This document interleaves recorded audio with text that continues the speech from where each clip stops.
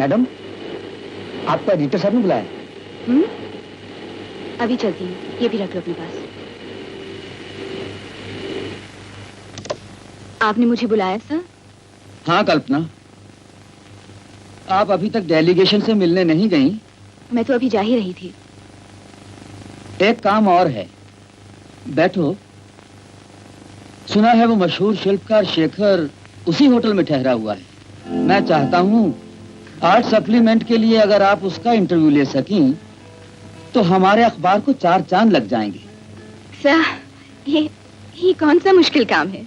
शेखर का इंटरव्यू लेना बहुत मुश्किल काम है। उसका मुंह एक कंजूस साहूकार की तिजोरी की तरह बंद रहता है। अगर आप उसे खोल सकी तो आप बहुत बड़ा काम करेंगी। आप तो जानते हैं ऐसे ताले में कई बार खोल चुकी हूँ। इंटरव्यू आपको मिल जाएगा। Wish you all the best. Thank you sir. अच्छा लो, ये लो, ये आ गए। आइए आइए, जाने प्रेस शाने press. Sorry, I am late. Hello miss Kalpana, आज आप लेट नहीं, वक्त से पहले ही पहुंच गई हैं। वो कैसे? सुना है अफ्रीका बेमान वरी सुबह जाने वाले थे, अब दोपहर में जाने वाले हैं। मालूम हुआ है कि रेडियो पर अफ्रीकन खबरें सुन रहे हैं। चलिए, ये तो बहुत अच्छा हुआ। अब तो मुझे काफी वक्त मिल जाएगा। किस बात के लिए? सुना है शिल्पकार शेखर इसी होटल में ठहरे हुए हैं। What a golden opportunity. मुझे उनकी इंटरव्यू मिल जाए तो मैं समझूंगी कि मैंने दुनिया जीत ली है। वरी यही तो फर्क है हम में और आप में। अगर आपने दुनिया जीत ली तो आपके लिए कम है, और हमें दुनिया की तस्वीर मिल जाए तो भी हमारे लिए काफी है। Excuse me. Yes madam. जी, यहाँ का मैनेजर कौन है? At your service madam. Very quick service. कहिए, मैं आपकी क्या खिदमत कर सकता हूँ? आप बता सकते हैं देश के मशहूर शिल्पकार मिस्टर शेखर किस कमरे में ठहरे हुए हैं? जी नहीं, वो जिस होटल में ठहरते हैं उनकी पहली शर्त यही होती है कि उनके कमरे का नंबर किसी को बताया न जाए। वो जिससे चाहेंगे मिलेंगे और जिससे चाहेंगे बात करेंगे। साफ बात तो यह है मैडम, ना वो किसी से मिलना चाहते हैं और ना ही किसी से वो बात करना चाहते हैं। क्यों? साहब बेगमों की तरह आप पर्दा करते हैं क्या? Excuse me.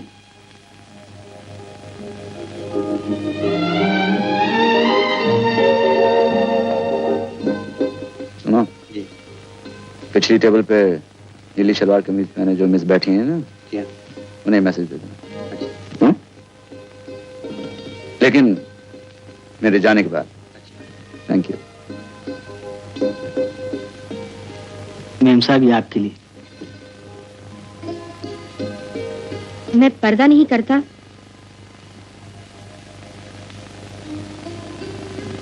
मैं पर्दा नहीं करता, लेकिन वो लोग मुझे बिल्कुल पसंद नहीं जिन्हें खामखा रोशनदानों में से झांकने का शौक होता है।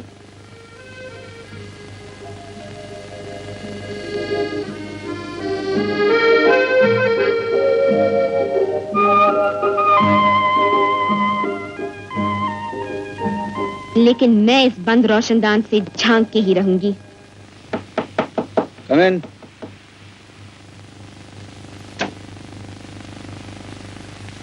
हाँ? आप? जी हाँ। आपको मेरा पर्चा नहीं मिला था? जी मिल गया था, लेकिन आप देख रहे हैं मैं रोशनदान से अंदर नहीं आई हूँ, दरवाजे से दाखिल हुई हूँ। मैं औरतों की बहुत इज्जत करता हूँ। वो शर्म और हया की देवियां होती हैं, मगर मालूम होता है आप शर्म और हया दोनों बाहर छोड़ाई।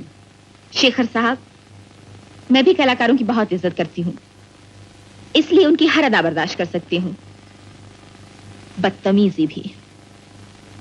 तो फिर आइए, बताइए मैं आपकी क्या खिदमत कर सकता हूँ। शेखर साहब, मैं बहुत मुद्दत से आपसे मिलना चाहती थी। मैं देखना चाहती थी कलाकार अपनी कला के अंदर कितना उतरते हैं, कला के बाहर कितना रह जाते हैं। मैं आपका इंटरव्यू लेना चाहती हूँ। लेकिन मैं इंटरव्यू नहीं देता। जी? जी हाँ, इंटरव्यू वो लोग देते हैं जिन्हें अखबारों में अपने नाम की सुर्खियां छपवाने का शौक होता है, लेकिन वो भूल जाते हैं कि आज की सुर्खी कल की स्याही है। आप एक अखबार नफीस हैं, आपका बस चले तो हर इंसान को आप खबर बना दें, लेकिन मैं खबर नहीं बनूंगा मेम साहब, नहीं बनूंगा। आप जा सकती हैं।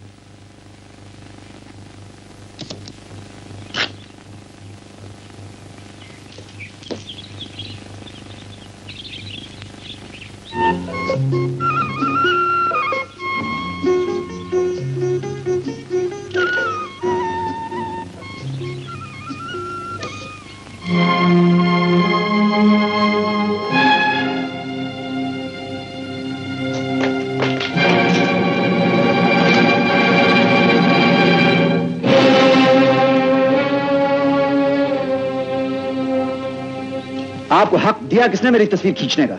मैं आपकी नहीं इन गुफाओं की तस्वीर उतार रही थी और शुक्र है बनाने वाले कोई ऐसी वसीयत नहीं छोड़ गए कि इनकी तस्वीर लेना मना है। कितनी गुस्ताख हैं आप। और कितने मगरूर हैं आप। मैं मगरूर नहीं, लेकिन अपनी गुमनाम जिंदगी को एक सस्ता इश्तिहार नहीं बनाना चाहता। और अखबार वालों के लिए इंसान की कीमत एक इश्तिहार से ज्यादा नहीं होती। मिलने की कोई जरूरत नहीं।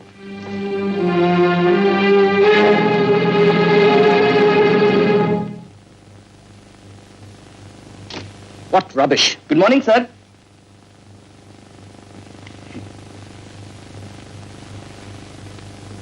What's so good about this morning? आपने ये पेपर पढ़ा? हाँ सर, वो आंध्रा में बहुत बड़ा तूफान आया। मैं उस तूफान की बात कर रहा हूं जो इसमें लिखा हुआ है। पढ़ो अपनी आंखों से।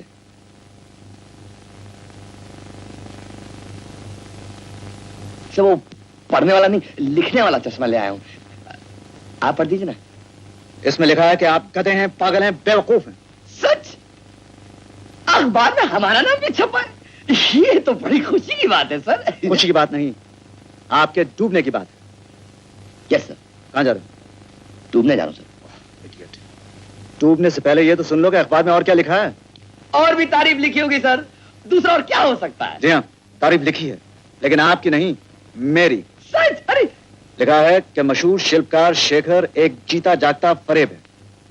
वो मूर्तियां खुद नहीं बनाता, दूसरों से बनवाता है। सर, आप इस लिखने वाले का नाम फौरन बताइए, मैं उसका कलम तोड़ डालूंगा। उससे पहले मैं आपका सर तोड़ दूंगा। आप सेक्रेटरी किस काम के हैं?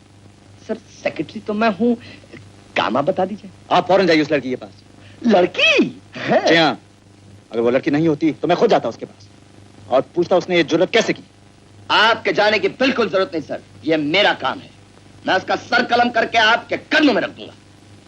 वो कलम चलाना जानती है, तो हम कलम करना जानते हैं।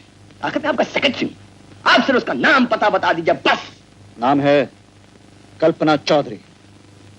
मैं छोड़ूंगा नहीं, मुकदमा दायर करूंगा, हद तक इज्जत का। लाखों रुपए हर जाना मांगूंगा। ये मकान सब बिक जाएंगे। पहले डिस्ट्रिक्ट कोर्ट जाऊंगा, फिर सेशन कोर्ट जाऊंगा, फिर हाई कोर्ट जाऊंगा और फिर सुप्रीम कोर्ट जाऊंगा। फिर तुम्हारी मेम साहब को मालूम हो जाएगा कि वो कौन है और मैं कौन हूं। मैं तो जो कुछ हूँ अच्छी तरह जानती हूँ, लेकिन जो आप हैं वो आपको बताना जरूरी हो गया है। तुम लोग जाओ।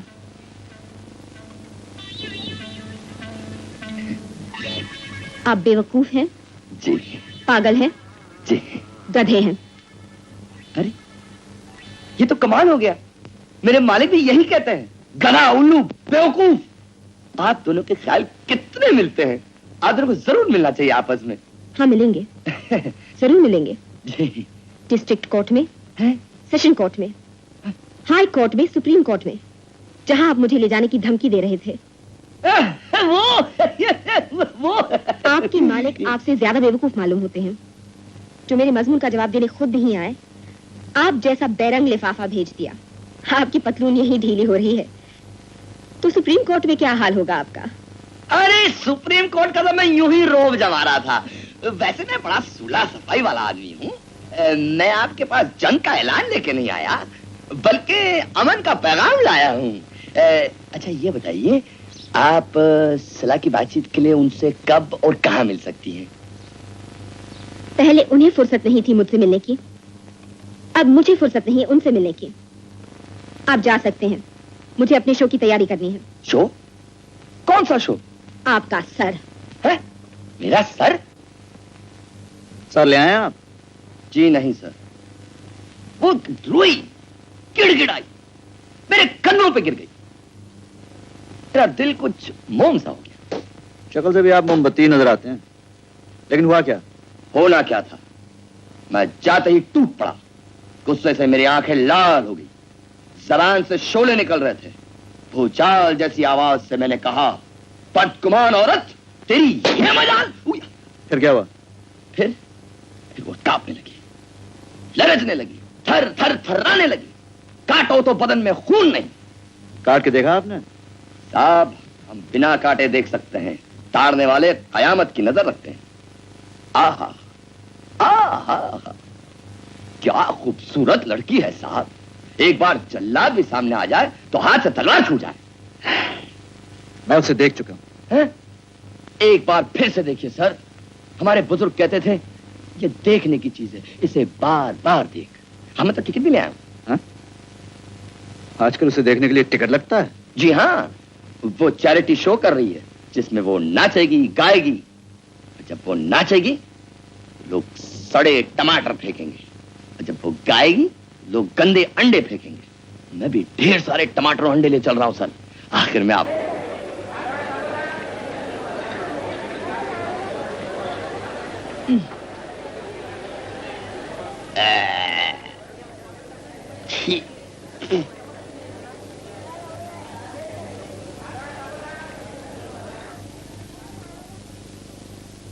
आपके गंदे अंडे और सड़े टमाटर तो आपकी जेब में ही टूट गए।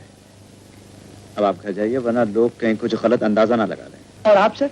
यहाँ आकर आपका काम खत्म हुआ, वहां जाकर अब मेरा काम शुरू होगा। लेकिन सर आप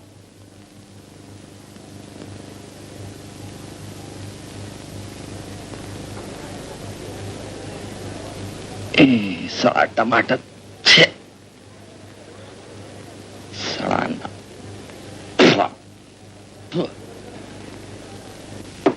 Come in. आप? जी हाँ, पहले आपको मुझसे मिलने का शौक था और अब मैं आपसे मिलने के लिए इस कमरे में मौजूद हूँ। आपके कलम में कितना जहर है, लेकिन आपके पांव में कैसे पर लगे हुए हैं। जब आप नाच रही थी तो ऐसे मालूम हो रहा था जैसे कोई तितली आसमान पे झूला झूल रही हो। मालूम नहीं था पत्थर की मूर्तियां घड़ने वाला शिल्पकार शब्दों के झूठे उड़न खटोले भी बना सकता है। ये झूठ नहीं है मिस कल्पना। तो फिर आइए। शुक्रिया। आइए बैठिए, कहिए मैं आपकी क्या खिदमत कर सकती हूँ। दरअसल आज मैंने जिस तितली को स्टेज पे उड़ते हुए देखा है, मैं उसे पत्थर में कैद करना चाहता हूँ ताकि वो अमर हो जाए। शेखर साहब, मैं वैसी तितली नहीं जिसकी उड़ान अब कभी पत्थर में कैद कर सके। जिस तरह आपको अपना नाम अखबारों की सुर्खियों में छपवाने का शौक नहीं है, उसी तरह मुझे भी आप जैसे कलाकारों से मूर्तियां बनवाने का शौक नहीं है। आप जा सकते हैं। आप मुझे बाहर निकाल रही हैं? जी नहीं, मैं खुद बाहर जा रही हूँ। मैं फिर कभी आपसे मिल सकूंगा? इसका फैसला तो सिर्फ वक्त ही करेगा।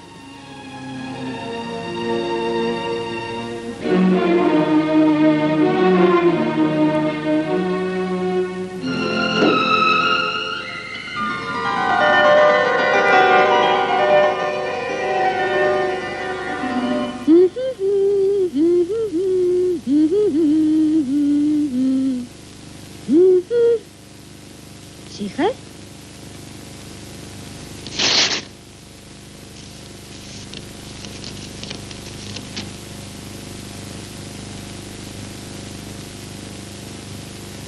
ये चेक उस कैमरे की कीमत है जो उस रोज मैंने तोड़ दिया था। मेरा ख्याल है आपके कैमरे की कीमत इससे ज्यादा नहीं होगी। शेखर,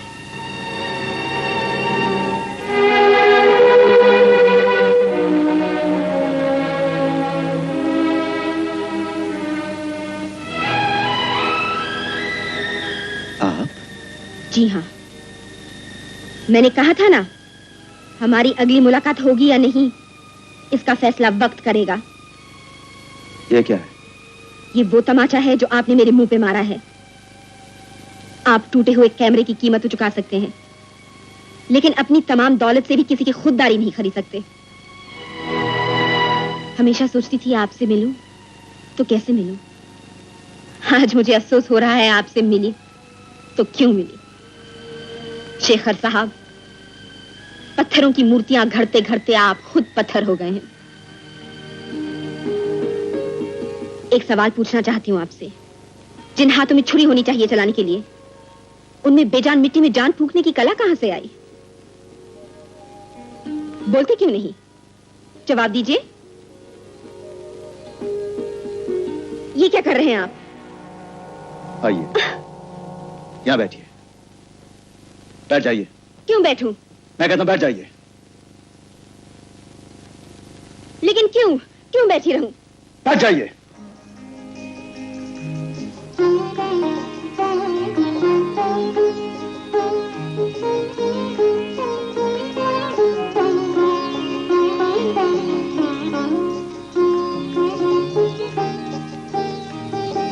सीधी बैठिए।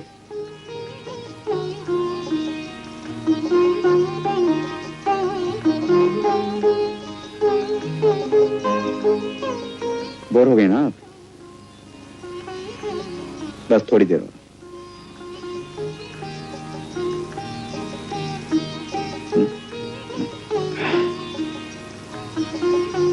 मैं भी आया।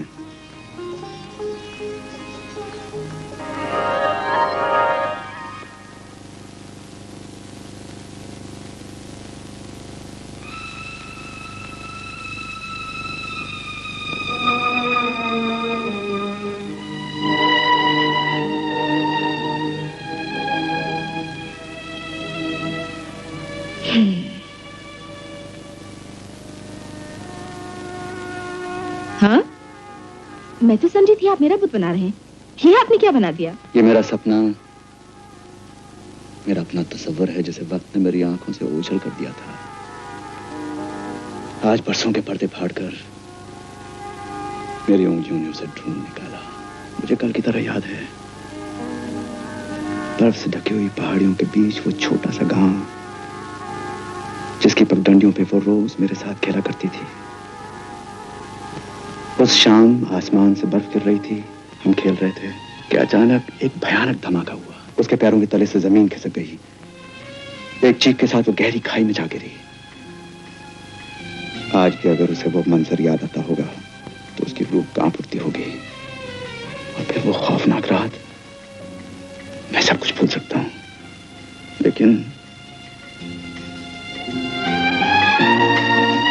दिवाली की वो रात नहीं भूल सकता। वो गुड़िया जैसी लग रही थी। उसके हाथों में पटाखों की लड़ी थी। और आपको डर था कहीं वो पटाखों से अपने आप को जला न ले? हाँ, मैंने उसे वो पटाखे छीनने चाहे, वो मुझसे लड़ पड़ी। वो थी तो छोटी, मगर उसकी जिद बड़ी थी और फिर खींचातानी में 2 पटाखे आपकी आंखों में आकर फट गए। मुझे ऐसा लगा जैसे किसी ने 2 दहकते हुए अंगारे मेरी आंखों में रख दिए हों। लेकिन जब उसने अपने गुलाब जैसे होंठों से मेरी आंख में चूमा तो वो अंगारे बुझ गए। दूसरे दिन मुझे पता चला कि वो अपने पिता के साथ किसी दूसरे गांव चली गई। उसके पिता की कहीं और तब्दीली हो गई थी। साल भर के बाद जब वो गांव वापस आई तो उसे मालूम हुआ कि तुम भी कहीं और चले गए हो। हाँ, 1 साल बाद, 1 साल। लेकिन तुम्हें मेरी कहानी कैसे मालूम? इसलिए कि तुम्हारी कहानी मेरी कहानी है। कल्पना। शेखर, तुम कहाँ गुम हो गए थे? मैंने कितना ढूंढा है तुम्हें, कितना ढूंढा है। बचपन के खोए हुए आज मिले हो। कल्पना, मुझे यकीन था कि कभी ना कभी, कहीं ना कहीं हम जरूर मिलेंगे।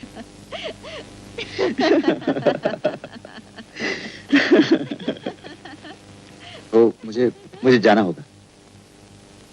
शेखर, जाने क्यों? तुम जाने की बात करते हो तो मेरा दिल कुछ बुझ जाता है, टूट जाता है। एक दिन की तो बात है कल्पना। मैं आज क्या दिल्ली, कल लौटा। हवाई जहाजों ने दुनिया के फासले कितने कम कर दिए। मैं दुनिया के फासलों से नहीं डरती शेखर, किस्मत के फैसलों से डरती हूँ। हम बरसों बाद मिले हैं। तुम कहीं खो गए तो क्या होगा? मैं खो सकता हूँ तो तुम भी तो खो सकती हो। 1 मिनट।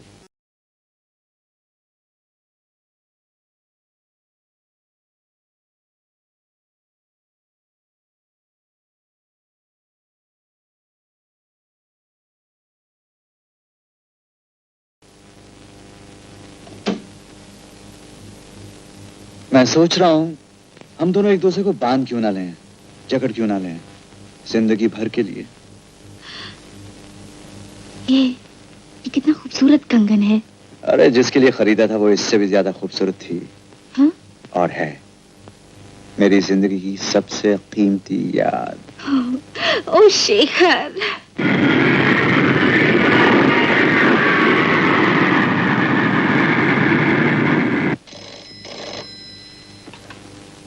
हेलो, दिल्ली से कॉल है? आ दीजिए। हेलो, जी हाँ, मैं शेखर साहब का इकलौता सेक्रेटरी बोल रहा हूँ, अनिल कुमार श्रीवास्तव। क्या एक्सीडेंट? अरे रामू, नमस्ते मैम साहब। साहब नहीं आए? साहब तो नहीं आए मैम साहब। फराद दिल्ली से फोन आया था। फोन? न जाने क्या बात है, वो सेक्रेटरी साहब भी बहुत परेशान थे, सुबह ही सुबह दिल्ली चले गए। दिल्ली चले गए? कुछ कह के तो नहीं गए? हमसे तो कुछ नहीं कहा, हमसे तो मुलाकात भी नहीं भई।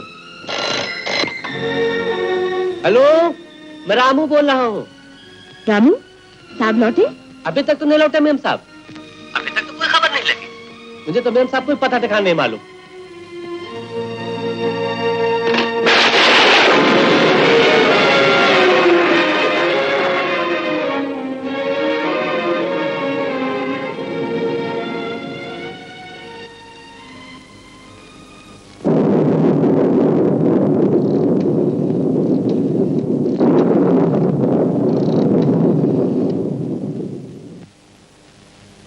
रामू?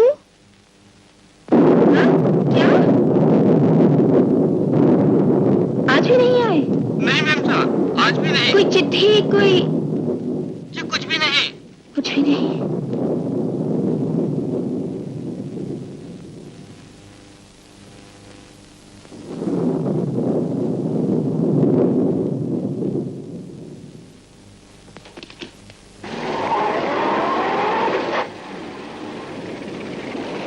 ड्राइवर, गाड़ी रोको।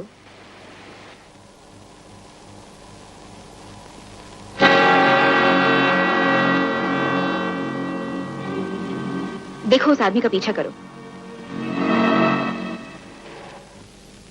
नमस्ते साहब। नमस्ते। कल्पना मैम साहब आई थी? आज तो नहीं आई थी मैम साहब।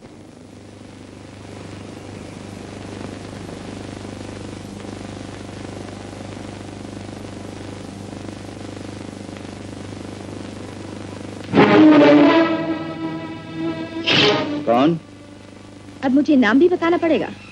और तुम यहाँ कैसे पहुंची? यही तो मुझे तुमसे पूछना है। तुम दिल्ली से यहाँ कैसे पहुंचे?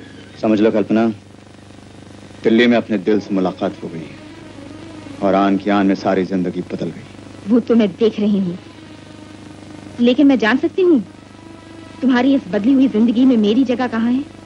सच पूछो तो कहीं नहीं है कल्पना। ये तुम्हें अब मालूम हुआ? कल्पना, मर्द जिसे प्यार कहता है वो एक जानवर की भूख से ज्यादा कुछ नहीं। और मैं तुम्हें जानवर के मुंह करने वाला नहीं बनाना चाहता था, इसलिए यहां चलाया। तो वो सब झूठ था। हमारा वो मिलन, तुम्हारे वो वादे और उन वादों पे बनाए मेरे सपनों का रंग महल, वो प्यार की कस्में, वो शादी के वचन। हाँ कल्पना, वो सपने उतने ही छूटे थे जितनी मेरी बनाई हुई तस्वीरें छूटी हैं, मूर्तियां छूटी हैं। एक रंग हुआ खेल, दूसरा उंगलियों का कमाल। मैंने जिंदगी में इन हाथों से सैकड़ों मूर्तियां तराशी हैं।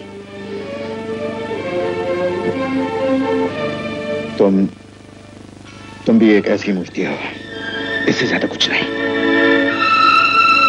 मैं चाहता था तुम्हें मेरी जबान से यह सुनना न पड़े, इसलिए तन्हाइयों में आके छुप गया था। बहुत बहुत शुक्रिया शेखर बाबू। तुम्हें तुम्हारी मूर्तियां मुबारक हो, भूखे मुबारक हो, तन्हाइयां मुबारक हो। मैं तो एक कलाकार से प्यार करती थी, मुझे क्या मालूम था एक भूखा जानवर उस कलाकार को खा चुका है।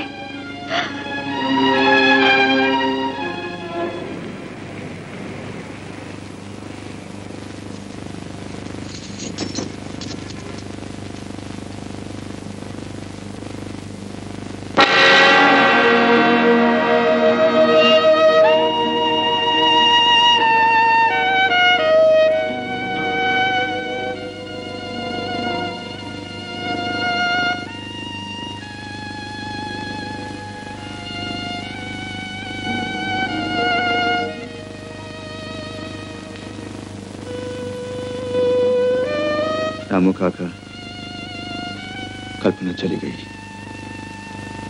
अब वो कभी नहीं आएगी, कभी नहीं आएगी। शेखर, कल्पना, शेखर, लेकिन ये कब हुआ? कैसे हुआ?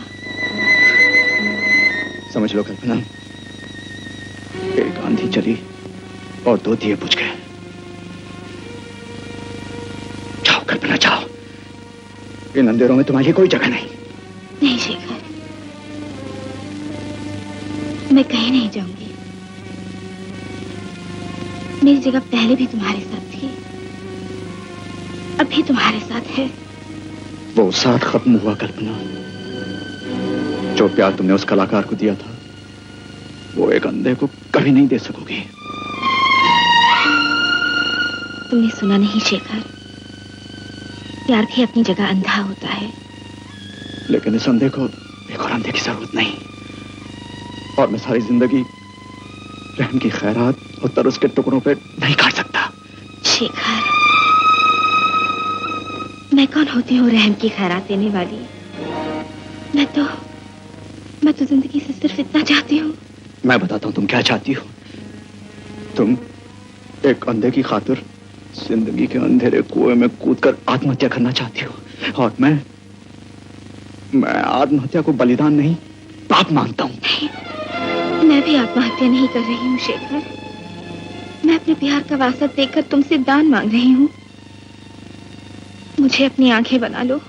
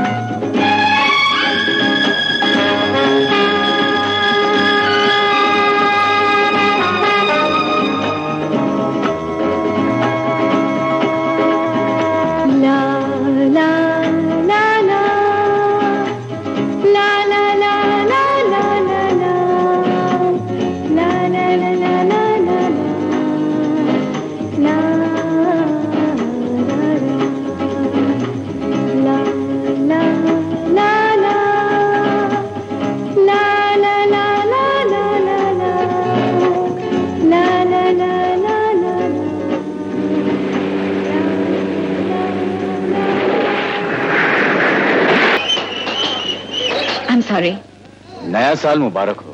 तुम यहाँ? जहाँ तुम वहाँ हम। एक्सक्यूज मी, शेखर मेरा इंतजार कर रहा है। सुनो, अगर तुम सबके सामने तमाशा नहीं बनना चाहती हो तो मेरे साथ बाहर चलो, सिर्फ 1 मिनट के लिए।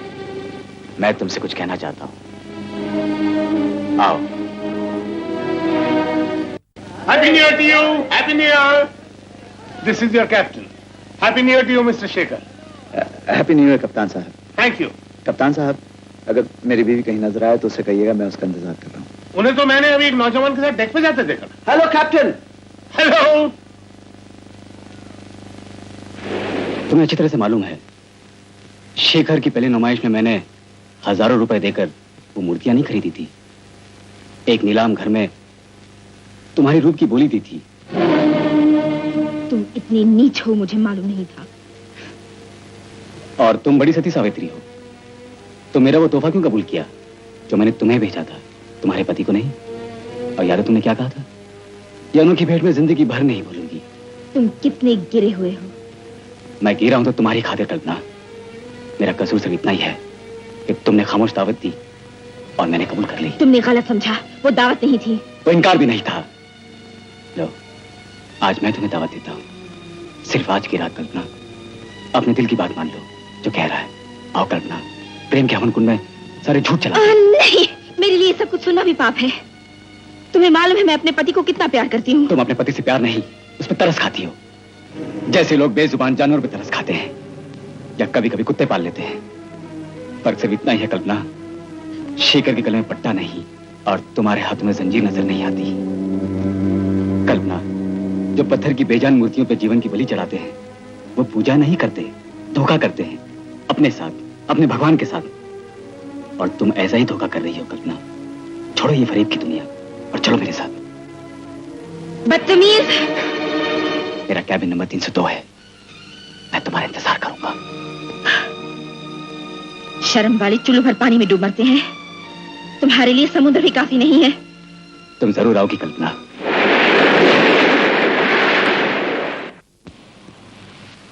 शेखर,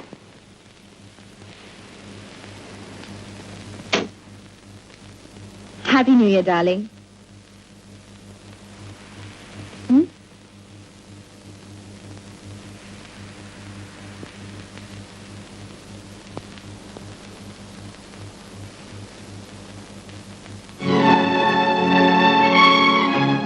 क्या हुआ शेखर? मेरे होंठों पे कांटे तो नहीं लगे हुए? कांटे तुम्हारे होठों पे लगे हुए नहीं है कल्पना, वो तो मेरे दिल के अंधेरों में उग रहे हैं। कभी कभी सोचता हूं कि लोग अंधों पे तरस खा सकते हैं, उनसे प्यार नहीं कर सकते। नहीं शेखर, मैं तुमसे प्यार करती हूँ, सिर्फ प्यार। तुम्हारे ऐसे प्यार के सहारे तब तक मैं जी रहा हूं जिस दिन ये सहारा टूट गया, उस दिन कोई ना कोई जान अपनी जान से जरूर चली जाएगी। मेरी याद। ऐसा कभी नहीं होगा शेखर, ऐसा कभी नहीं होगा। हमारे प्यार के बीच में कभी कोई दीवार खड़ी हुई तो मैं खुद अपने इन हाथों से उस दीवार को तोड़ दूंगी, खत्म कर दूंगी।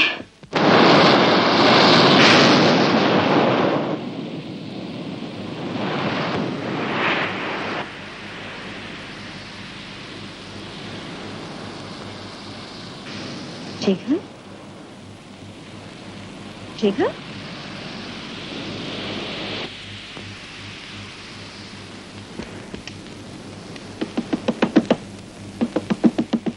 शेखर,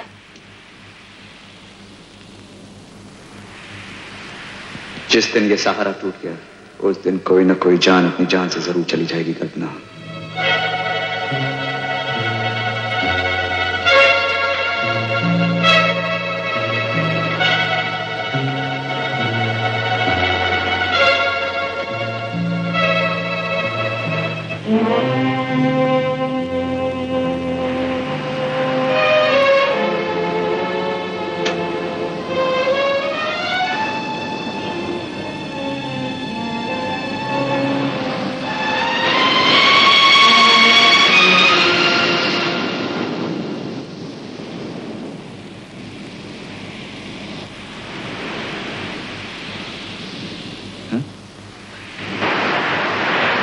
कल्पना, कल्पना,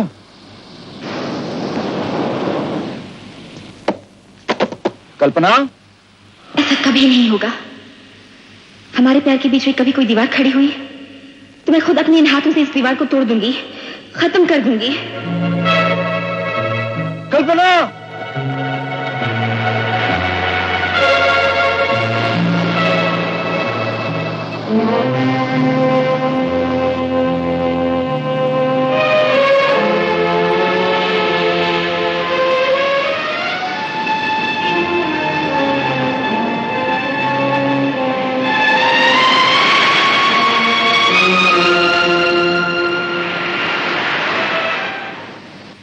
आइए सर, ये आपसे कुछ कहना चाहते हैं। Yes, what can I do for you madam?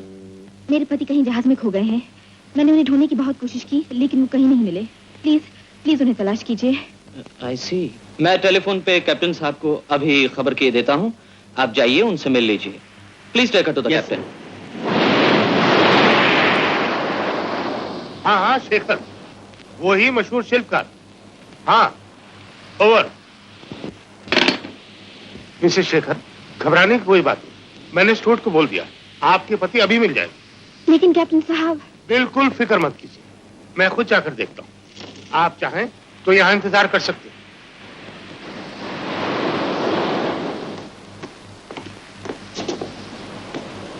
क्यों तलवार, कुछ पता लगा? No sir. ठीक है, तुम फर्स्ट क्लास की केबिन की साइड चेक कर लो। मैं किसी और को फ्रंट डेक पे भेजता हूँ। Okay sir.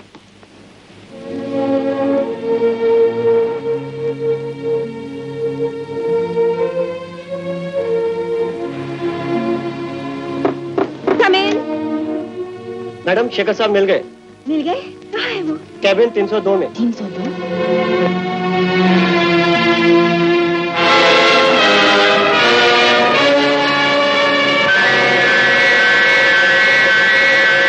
शेखर, शेखर, शेखर, शेखर,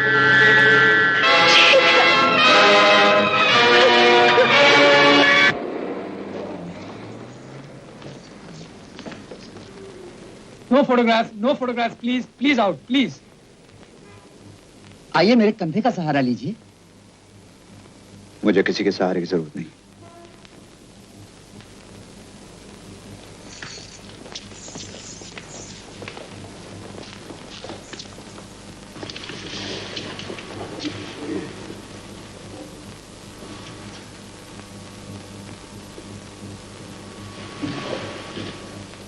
सरकार की तरफ से वकील मैं हूँ योर ऑनर। और मुल्जिम की तरफ से वकील। योर ऑनर, मुल्जिम की तरफ से कोई वकील पेश नहीं हो रहा है।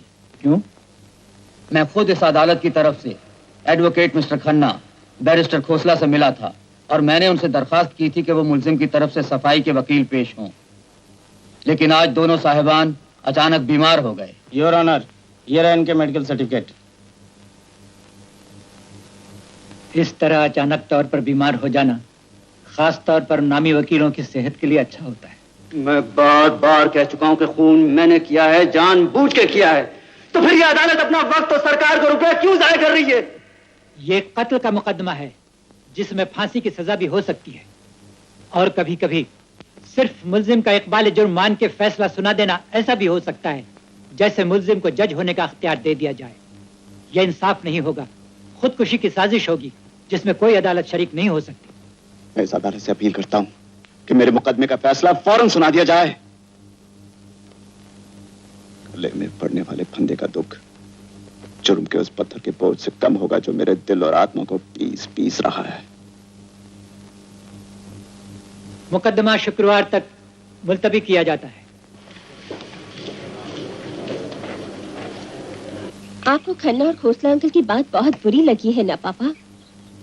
वो लोग जानबूझकर बीमार हो गए हैं। वकील का पेशा भी फिल्म एक्टर की तरह होता है उषा। 2 फिल्में कामयाब हो जाती हैं तो उसका दिमाग आसमान पर पहुंच जाता है, और 2 फिल्में फेल हो गई तो उसकी कीमत आधी से भी कम हो जाती है। अब तुम ही बताओ, ये खोसला और खन्ना ऐसा मुकदमा क्यों लें जिसमें जीतने की उम्मीद कम और हारने का अंदेशा ज्यादा हो? फिर तो ये वकालत न हुई, दुकानदारी हो गई। लेकिन बरसों पहले मैं एक वकील को जानता था जिसने अपने पेशे को कभी भी दुकान नहीं बनाया। अगर वो चाहता तो आज हाई कोर्ट का जज या सुप्रीम कोर्ट का वकील बन सकता था। सुना है छोटे छोटे मुकदमे लेकर वो छोटी छोटी अदालतों में पेश हुआ करता है।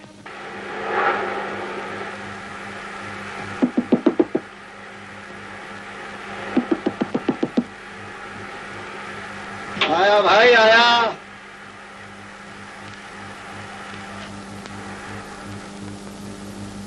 पहचाना नहीं मुझे? पहचान तो रहा हूं। बहुत बरस पहले शायद मुलाकात हुई थी किसी छोटे मोटे मुकदमे के सिलसिले में। हाँ? हाँ। तो बाहर गाड़ी वाड़ी खड़ी है, बहुत तरक्की कर ली। कहो सजा कितनी हुई थी? अब तक भुगत रहा हूं। कैदियों की उम्र कैद तो 15 साल में खत्म हो जाती है, एक जज की नहीं। तुम राजवंश? मेरा मतलब है जज साहब। आइए आइए आइए आइए। खबरदार, जज साहब कहा तो मारूंगा साले। मैं तो तुम्हारे लिए राजवंश भी नहीं, राजू हूँ, राजू। आओ बिटिया, यही है तुम्हारे चाचा। तेरा कर रोटी जल गई। देखा अपने चाचा को?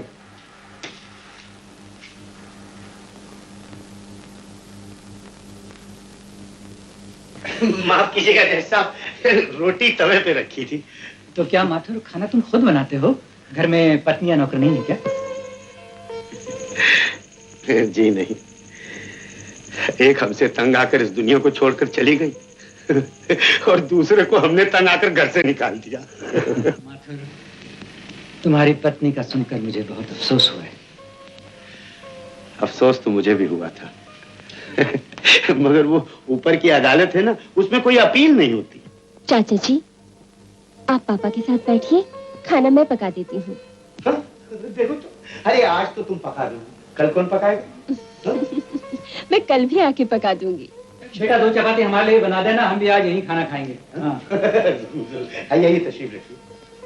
कहिए, इतने बड़े जज साहब का एक मामूली वकील के यहाँ आना कैसे हुआ? भाई, एक मुकदमा लेकर आया हूँ जिसमें मुल्जिम से ज्यादा जज को तुम्हारी मदद की जरूरत है। मैं आपका मतलब नहीं समझा। कुछ दिन हुए माथुर, तुमने अखबारों में पढ़ा होगा, हिंदुस्तान का मशहूर शिल्पकार शेखर खून के इल्जाम में पकड़ा गया था। हाँ, और अखबार में यह भी तो लिखा था कि उसने अपने जुर्म का इकबाल कर लिया। यही तो उलझन है मेरी। मैं सिर्फ उसका इकबाल जुर्म मानकर उसे सजा नहीं दे सकता, और न ही उसके इकबाल जुर्म के खिलाफ उसे रिहा कर सकता हूँ। उसकी तरफ से वकील कौन पेश हो रहा है? कोई नहीं हो रहा है। वो अपना कोई वकील नहीं पेश करना चाहता। लेकिन अदालत तो सफाई का वकील मुकर्रर कर सकती है। अदालत की तरफ से वकील मुकर्रर हुए थे, लेकिन ऐन पेशी के दिन उन तमाम वकीलों ने अपनी तरफ से मेडिकल सर्टिफिकेट पेश कर दिए। कामयाबी का बाप बनने के लिए हर आदमी तैयार हो जाता है, लेकिन नाकामी को गोद लेना किसी बहादुर ही का काम है। यही सोचकर तो तुम्हारे पास आया हूँ माथुर। मैं चाहता हूँ तुम मेरी मदद करो। कैसे? शेखर का मुकदमा कबूल करके। लेकिन मैं तो आज तक कभी खून के मुकदमे में पेश नहीं हुआ। तुम कभी पेश नहीं हुए तो अपनी मर्जी से नहीं हुए। तुम शायद भूल रहे हो माथुर, लेकिन मुझे अच्छी तरह याद है, क्रिमिनल लॉ मैंने प्रोफेसरों से ज्यादा तुमसे सीखा है। मुझसे? क्या मैं ऐसी गुस्ताखी कर सकता था? देखो माथुर, मानो कि ये केस लेकर तुम हार गए तो तुम्हें कुछ फर्क नहीं पड़ने वाला है, और अगर तुम जीत गए, जीत भी सकते हो, तो सोचो तो तुम कहां से कहां पहुंच जाओगे। जज साहब, अगर पहुंचने का ही शौक होता तो। जानता हूं माथुर, अगर तुम चाहते तो तुम भी आज एक जज हो सकते थे, लेकिन खैर, एक वकील की हैसियत से ही सही, कितना संतोष होगा तुम्हारे मन को कि एक इंसान की जिंदगी बचाने की तुमने कोशिश तो की। वकील साहब, आप शायद नए भर्ती हुए हैं इस मुकदमे में। वो अजब तरह का कैदी है जो ना अपने दोस्तों से मिलता है, ना अपने सेक्रेटरी से मिलता है, यहाँ तक कि उसे अपनी बीवी से मिलना भी मंजूर नहीं। लेकिन इंस्पेक्टर साहब, मुझे शेखर से मिलना बहुत जरूरी है। उससे आपको कोई मदद नहीं मिलेगी। फिर भी आप कोशिश करना चाहते हैं तो चलिए।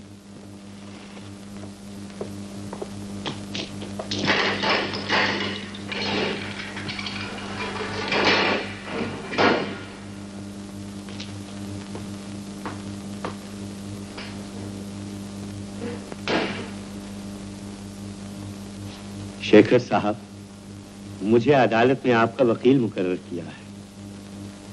मेरी पहली दरखास्त आपसे है कि अदालत में जो आपने इकबाल जुर्म किया है उसे वापस ले लीजिए।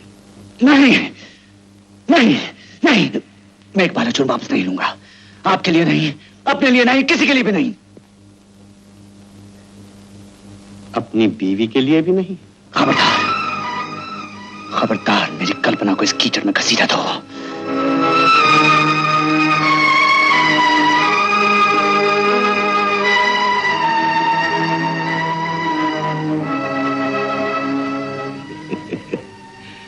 थैंक यू शेखर साहब।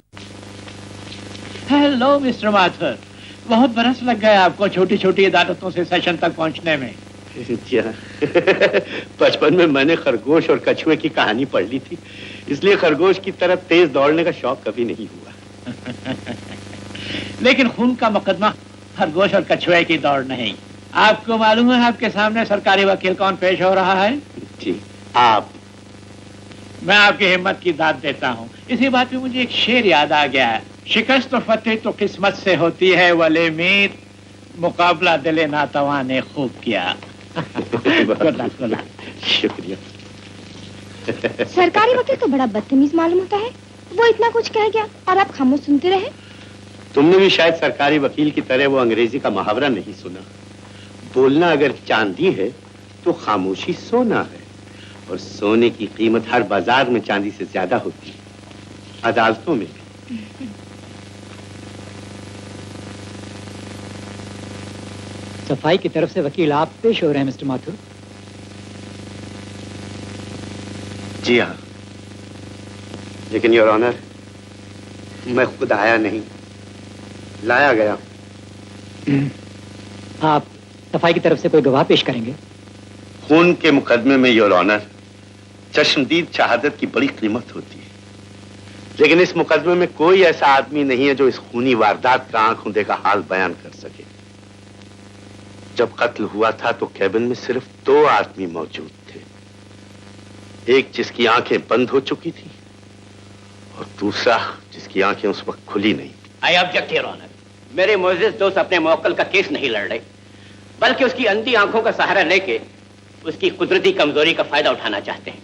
आप फिक्र न कीजिए मिस्टर खान, ये अदालत मिस्टर माथुर को किसी चीज का फायदा उठाने नहीं देगी सिवाय आपकी कमजोरी के। आप अपने गवाह पेश कीजिए। Yes sir. मैं सबसे पहले जैवन शिपिंग कॉर्पोरेशन के स्टूअर्ड मिस्टर सुरेश तलवार को पेश करता हूं। सुरेश तलवार, हाजिर हो। मिस्टर सुरेश तलवार, क्या आप बता सकते हैं कि मकतूल प्रेम उबराई की लाश को सबसे पहले किसने देखा? जी मैंने। कहां, किस जगह पे? कैबिन नंबर 302 में। उस वक्त मुल्जिम शेखर कहां था? जी वो भी वहीं थे, कैबिन नंबर 302 में। मिस्टर सुरेश तलवार, क्या आप अदालत को बता सकते हैं कि जिस वक्त आप कैबिन 302 में पहुंचे तो आपने वहां क्या देखा? मैंने देखा खून में लथपथ मकतूल प्रेम की लाश फर्श पर पड़ी है और मिस्टर शेखर के हाथ खून में भरे हुए हैं। Your witness mister Mathur. Thank you, thank you.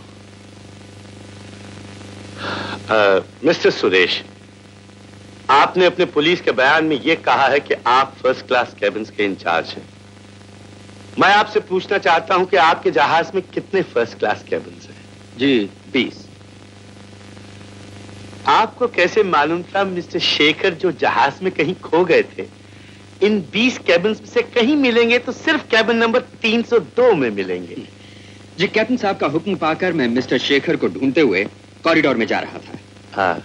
Cabin number 302 का मैंने दरवाजा थोड़ा खुला पाया। खुला हुआ दरवाजा देखकर आप दरवाजे के अंदर चले गए? जी नहीं, मैंने पहले दरवाजा खटखटाया। जब कोई जवाब नहीं मिला तो मैंने अंदर जाना चाहा, लेकिन दरवाजा आसानी से खुला नहीं।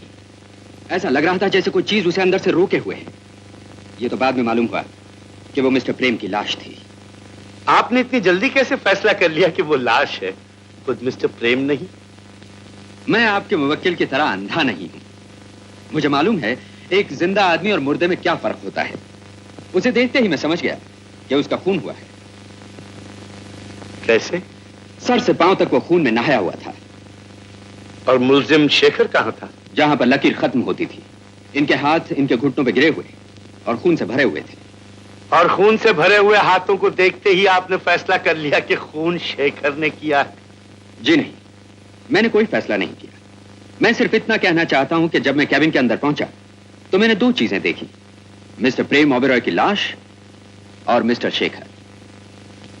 शुक्रिया, मुझे आपसे और कुछ नहीं पूछना। कत्ल का मुकदमा एक लंबी और अंधेरी सुरंग की तरह होता है और आपने इस लंबी और अंधेरी सुरंग में एक छोटा सा रोशनदान खोल दिया। मुझे तो अदालत में आकर मालूम हुआ कि वकील जब रोशनदान खोलते हैं तो अंधेरे और बढ़ जाते हैं। गीता पे हाथ रख के कहिए कि मैं जो कुछ कहूंगा सच कहूंगा, सच के सिवा कुछ नहीं कहूंगा। मैं जो कुछ कहूंगा सच कहूंगा, सच के सिवा सब कुछ कहूंगा। नहीं नहीं नहीं, सच के सिवा कुछ नहीं कहूंगा। माफ करना अंकल, मैं पहली दफा गवाही दे रहा हूं। मिस्टर बीरबल, आप कैबिन नंबर 302 में कैसे पहुंचे? जी चल के। आप वहां गए क्यों? कौन कमबख्त जाना चाहता था? चारों तरफ भाग दौड़ मची हुई थी। पता नहीं मुझे किसने धक्का दिया और मैं केबिन के अंदर पहुंच गया। आपने वहां क्या देखा? जी कुछ नहीं। क्या मतलब? दरअसल भाग दौड़ में मेरी आंखें कहीं गिर गई थी। आंखें गिर गई? आई मीन माई चश्मा। और बगैर चश्मे के मुझे कुछ दिखाई नहीं देता। अच्छी बात है, आप जा सकते हैं। जी कहां? भाड़ में। Thank you thank you. आप हमें यह बताइए कि जहाज में मुलजिम को गिरफ्तार करने के बाद आपने क्या किया? हमने कैबिन में वो हथियार ढूंढने की कोशिश की जिससे खून हुआ था, लेकिन वो हथियार हमें नहीं मिला। योर ऑनर, इसमें हैरानी की कोई बात नहीं। खून के बाद खूनी आमतौर से खून के निशानात मिटाने की कोशिश करता है और उसके बाद हथियार छुपाने की। मेरे मुअज़्ज़िज़ दोस्त सरकारी वकील चाहे तो खून कैसे करना चाहिए और खून करने के बाद कैसे बचना चाहिए इस पे पूरी थीसिस लिख सकते हैं। Order order order. Mister Mathur, आप गवाह से कुछ सवाल पूछना चाहेंगे? जी नहीं, मेरा काम सरकारी वकील खुद कर रहे हैं।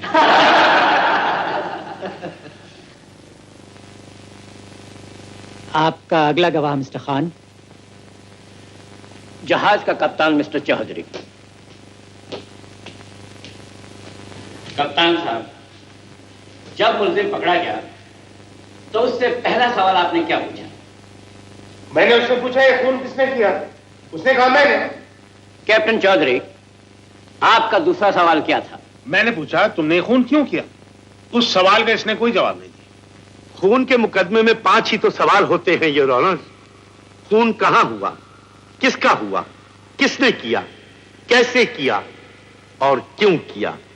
इस क्यों का जवाब मिलना चाहिए योर ऑनर। आप सफाई की तरफ से जिरह करेंगे mister Mathur? Yes your honour. कप्तान साहब, मुलजिम शेखर को पकड़ने के बाद आपने क्या किया? उसके बाद मैं अपने केबिन में वापस आ गया। क्या मैं पूछ सकता हूं इस तमाम अरसे में मिसेस शेखर कहां थी? इन माय केबिन, मेरे कमरे में। आपके कमरे में मिसेस शेखर क्या कर रही थी? इंतजार।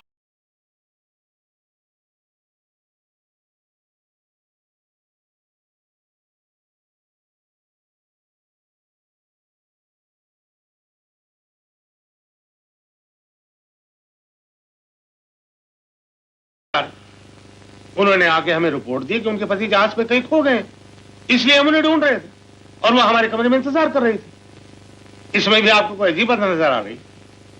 जी हाँ, मिसेस शेखर आपके साथ बाहर तलाश क्यों नहीं कर रही थी? अंदर बैठी इंतजार क्यों कर रही थी?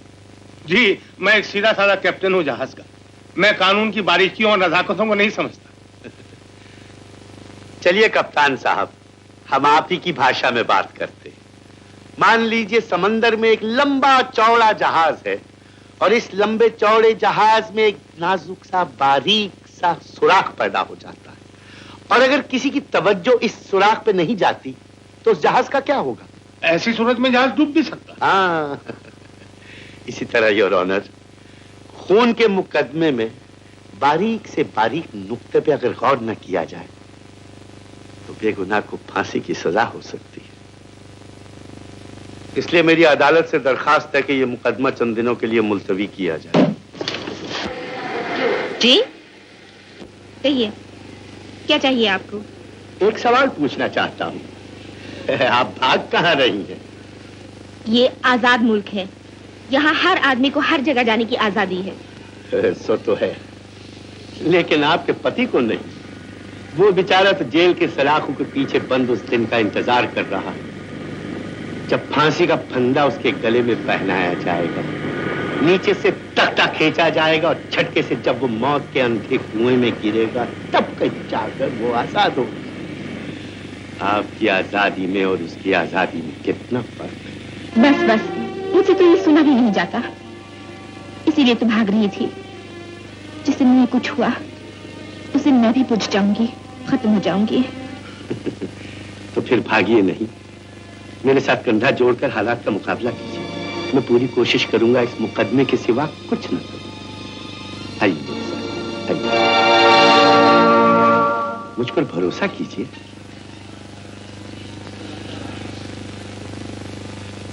एक सवाल का जवाब मुझे अब तक नहीं मिला। शेखर ने हर बार आपसे अपनी पत्नी से मिलने से इनकार किया, क्यों? ये तो वही जाने जिन्होंने इनकार किया है। तुमसे कितनी बार कहा है कि टूटे हुए प्याले में चाय मत लाया करो। अरे, आपने तो खामखा प्याले पे गुस्सा कर दिया। दरअसल मेरी चाय पीने की इच्छा नहीं थी। खैर, आपने अपने पति के लिए वकील क्यों नहीं किया? कभी वकीलों के लिए उन्होंने इनकार कर दिया, कभी वकीलों ने उनके लिए इनकार कर दिया। और मैं वकीलों को भी दोष नहीं देती। जब मुल्जिम ही अपने जुर्म का इकबाल कर रहा हो तो उसे निर्दोष कौन साबित करेगा? हाँ, तो आप भी अपने पति को निर्दोष नहीं समझती। आपके ख्याल में भी खून शेखर नहीं किया है ना? नहीं, शेखर खून नहीं कर सकता। क्यों नहीं कर सकता? मैंने जिंदगी में हर तरह के लोग देखे, अच्छे भी बुरे भी, लेकिन मैंने आज तक एक आदमी ऐसा नहीं देखा जो किसी भी वक्त किसी भी हाल में खून न कर सकता हो। इसलिए कि वो नहीं कर सकता, नहीं कर सकता, नहीं कर सकता।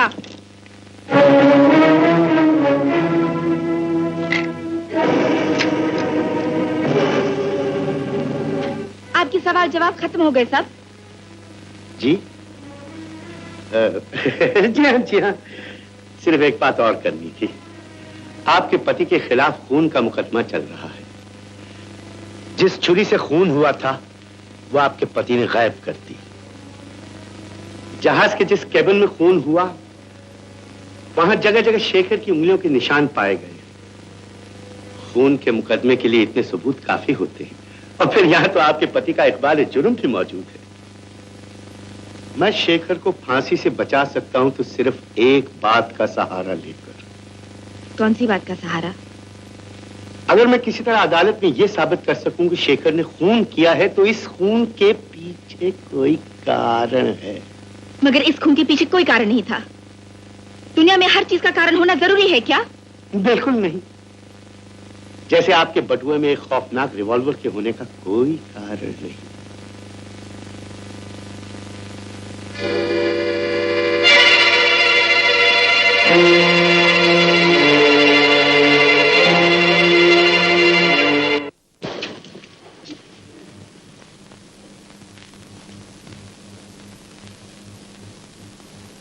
अब योर ऑनर, मैं इस केस के एक बहुत अहम मरकजी गवाह को विटनेस बॉक्स में बुलाना चाहता हूं। मिसेस कल्पना शेखर। कल्पना शेखर, हाजिर हो।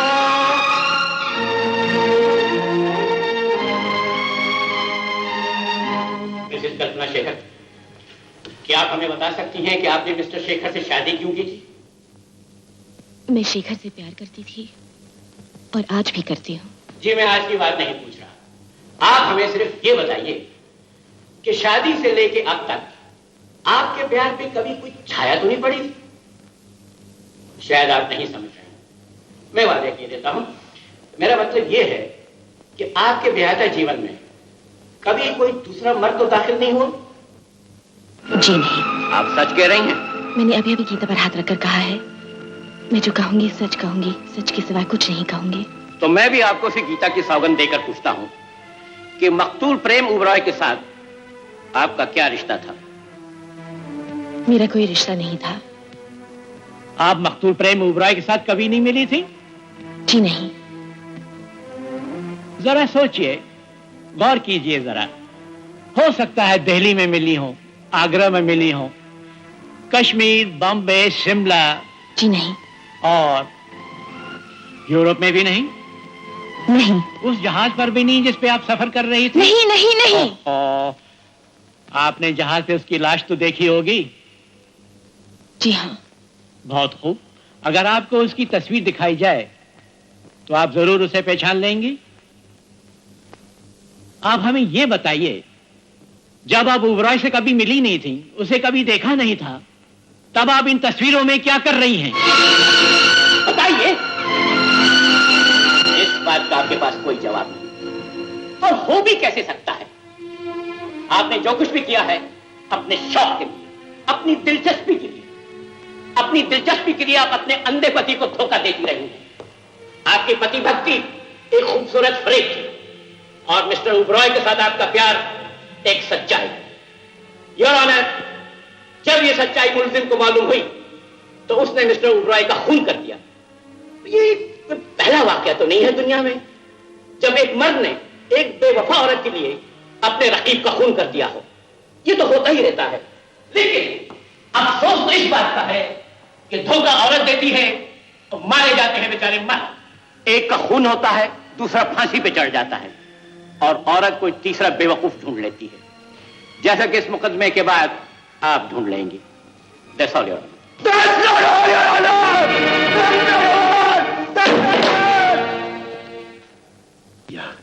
अदालत में इतना बड़ा झूठ क्यों कहा आपने?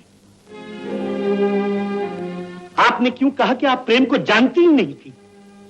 मुझे अपने पति का दिल तोड़ना मंजूर नहीं था। लेकिन अपने पति को फांसी पे झूलते हुए देखना मंजूर है आपको, हाँ? अदालत में शेखर चीख चीख के कह चुका कि ये खून उसने किया है, और जो कसर बची थी वो अदालत में सरकारी वकील पे कुर्सी फेंक के शेखर ने खुद ही पूरी कर दी। तो आप ही बताइए, मैं अब क्या करूं? आप सचमुच अपने पति को बचाना चाहती हैं तो आपको पूरी कहानी सुनानी होगी, अपनी और प्रेम की, लेकिन सच्ची कहानी।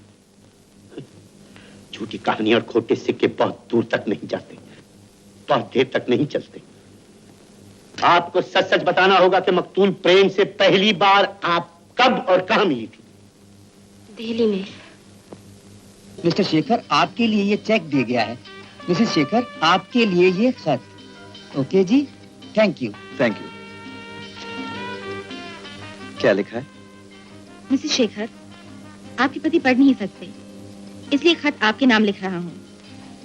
आप इतने बड़े कलाकार की पत्नी हैं और मैं इतनी बड़ी कला का एक छोटा सा पुजारी। मैं चाहता हूँ आज शाम को आप दोनों मेरे साथ ओबरॉय इंटरकॉन्टिनेंटल में खाना खाएं। योर सिंसियरली, प्रेम। प्रेम? प्रेम तो सचमुच कला का प्रेमी मालूम होता है।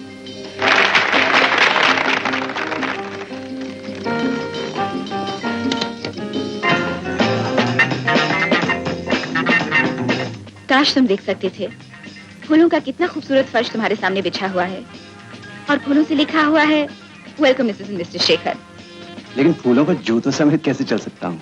शेखर साहब, ये तो इन फूलों की खुशकिस्मती है जो आप जैसे महान कलाकार के पांव तले बिछे हो। मुझे प्रेम कहते हैं। ओह, तो आप ही हैं वो कला के प्रेमी। बड़ी खुशी हुई आपसे मिलकर। खुशी तो मुझे हुई है साहब, आपसे मिलकर और आपकी कल्पना से। हाय। हेलो।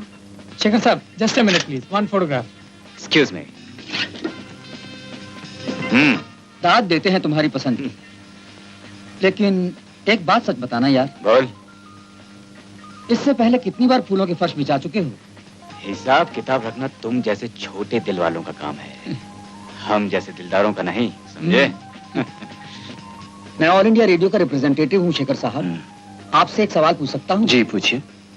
जिस तरह बिथोवन बहरा था फिर भी उसने संसार का सर्वोत्तम संगीत बनाया, इसी तरह आपकी आंखें नहीं हैं लेकिन फिर भी आपने इतनी सुंदर सुंदर मूर्तियों की रचना की।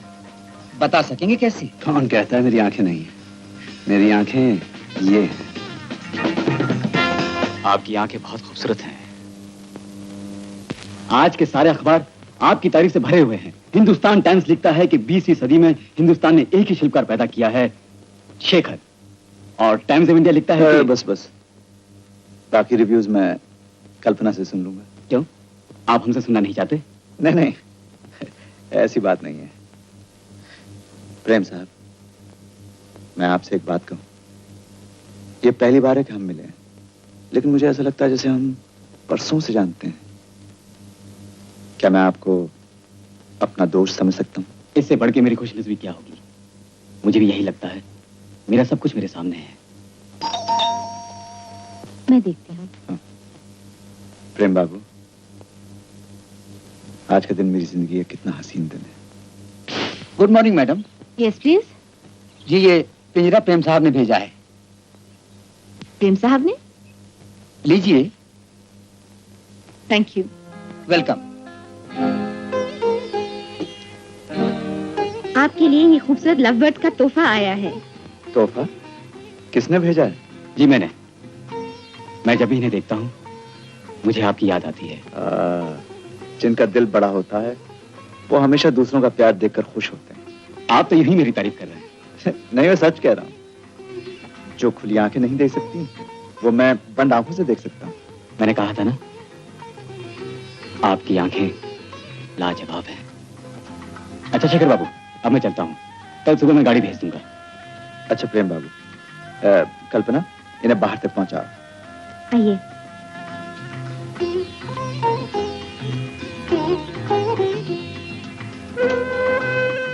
आपकी अनोखी भेंट जिंदगी भर याद रहेगी।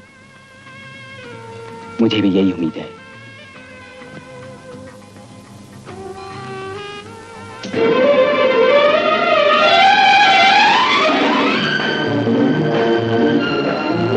प्रेम बाबू, गाड़ी तो आप खूब चला लेते हैं। रफ्तार मुझे पसंद है।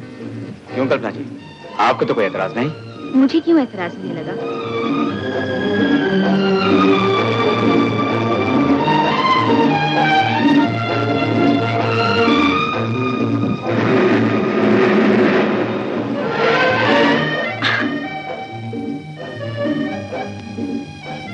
क्या हुआ? कुछ नहीं।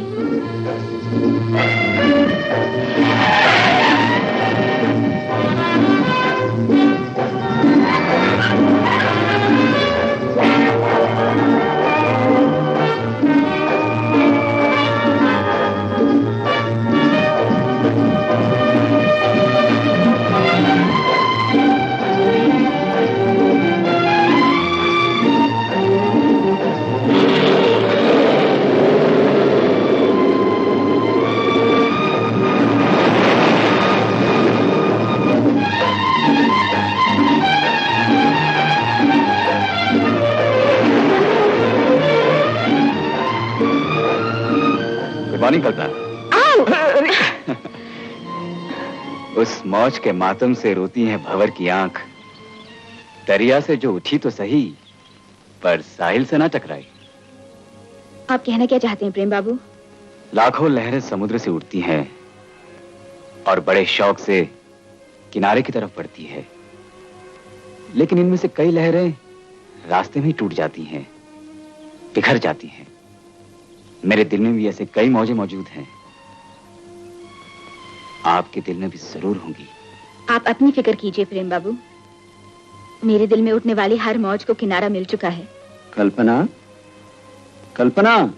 Shekhar, Shekhar, good morning Shekhar. खेलना कम कम कली ने सीखा है, उसकी आंखों की नीम ख्वाबी से मीर इन मस्त अखड़ियों की कसम, उम्र भर हम रहे शराबी से।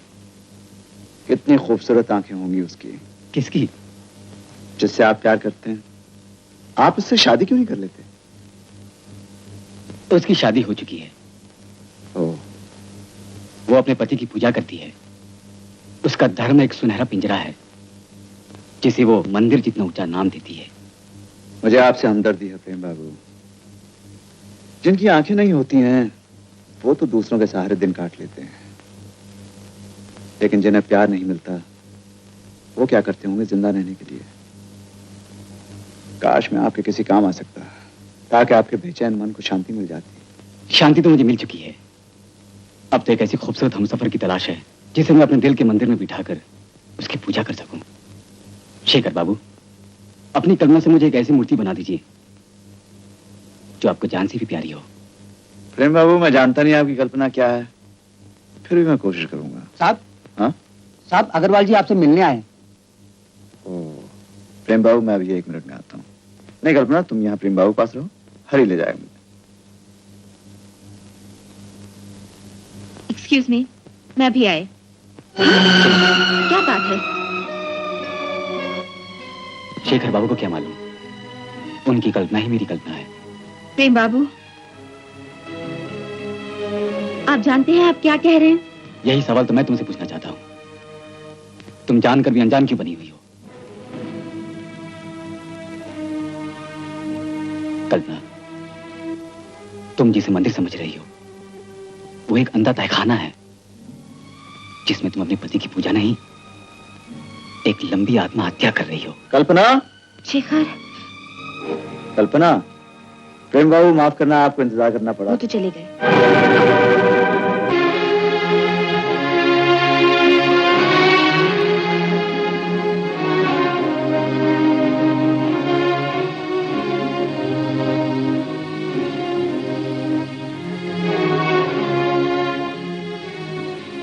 जो कहानी आपने मुझे सुनाई है वही कहानी आपको अदालत में भी सुनानी पड़ेगी।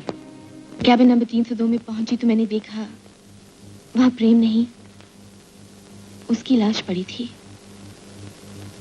एक बार तो ये भी ख्याल आया कि कहीं आपका ख्याल 100% सही था। जब काफी देर तक आप पार्टी में नहीं लौटी तो शेखर आपको ढूंढते ढूंढते वहां पहुंचा जहां प्रेम अपनी प्रेम कहानी का इजहार कर रहा था। उस पर एक सन्नाटा सा छा गया, उसका दिल जिस्म जान बेजान हो गए। उस वक्त गुस्से की आग में पागल होकर उसने एक ही फैसला किया, इंतकाम। मेरे मुअज़्ज़िज़ दोस्त ने एक दिलचस्प मगर मनगढ़ंत कहानी सुनाकर जो समा बांधा है, मैं उसकी तारीफ करता हूं जनाबे वाला। लेकिन मैं सरकारी वकील की बात की तायीद करता हूं। योर ऑनर, अदालत ने मुल्ज़िम शेखर का बयान और मिसेस शेखर की शहादत सुन ली है। उसके बाद मेरे पास और कुछ कहने को नहीं है सिवाय इसके कि मैं अदालत से दरखास्त करूं कि अब इस मुकदमे का फैसला फौरन सुना दिया जाए, क्योंकि इसे और घसीटना इंसाफ और कानून का मजाक होगा। मेरे मुअज़्ज़िज़ दोस्त को मालूम होना चाहिए खून का मुकदमा मजाक नहीं होता। एक आदमी की जान पहले ही जा चुकी है, दूसरे की जान तराजू पे लटकी है। साफ की अंधी देवी हाथ में तलवार लिए तैयार खड़ी है। ये तलवार अगर मुल्जिम की जिद या मिस्टर खान के धुआंधार इखलास पर चल गई तो तुम हो जाएगा। बंद कीजिए कानून इंसाफ का झूठा नाटक। चाहिए अपने अपने घर, और मुझे अपने घर जाने दीजिए। उम्मीद है वहां ऐसा अंधेरा नहीं होगा, ऐसा अंधेर नहीं होगा। मुल्जिम ठीक कहता है योर ऑनर, इंसाफ में देर नहीं होनी चाहिए। जो इंसाफ देर से होता है वो इंसाफ नहीं, इंसाफ के नाम पर अंधेर है। इसलिए मैं अदालत से दरखास्त करूंगा कि अब इस मुकदमे के फैसले में ज्यादा देर नहीं होनी चाहिए। आप कुछ कहना चाहेंगे मिस्टर माथुर? मेरी इतनी अपील है योर ऑनर, मुझे एक दिन, सिर्फ एक दिन की मोहलत और दी जाए। लेकिन क्यों योर ऑनर? मुझे सख्त एतराज है। मेरे मुअज़्ज़िज़ दोस्त को तो एतराज होना ही चाहिए। उन्हें फौरन फांसी का एक और हुक्म चाहिए, अपनी छाती पे लगाने के लिए एक और तमगा। मगर मैं पूछता हूँ, ये मेडल एक दिन बाद लगा तो कौन सा अनर्थ हो जाने वाला है? और मैं ये पूछता हूँ कि एक दिन में वकील से भाई कौन सा तीर मार लेंगे? मेरे मुअज़्ज़िज़ दोस्त, जिंदगी और मौत के दरमियान एक पल, एक क्षण का फासला होता है। किसी की जान बचाने के लिए एक दिन तो फिर भी बहुत है। अदालत मिस्टर माथुर की दरखास्त कबूल करती है।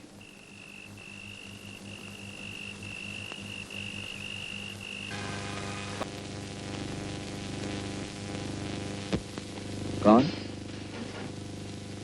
मैं, आपका वकील। वकील? आप फिर किस लिए आए? आपको एक खुशखबरी देने। आपकी पत्नी कल्पना शेखर ने इकरार कर लिया है कि प्रेम ओबेरॉय का खून आपने नहीं किया, उसने किया है। यह नहीं हो सकता, यह नहीं हो सकता। ऐसा सैकड़ों बार हो चुका है। जुर्म एक ने किया, एक बार जुर्म दूसरे ने कर लिया।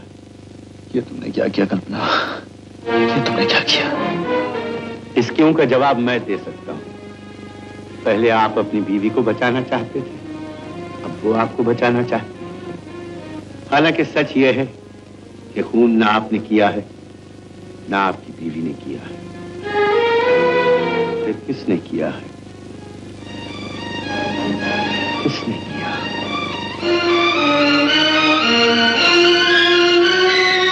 आपसे मिलकर बहुत खुशी हुई। आप टाइम, लाइफ और फॉर्च्यून जैसी बड़ी बड़ी मैगजीनों के लिए लिखते हैं।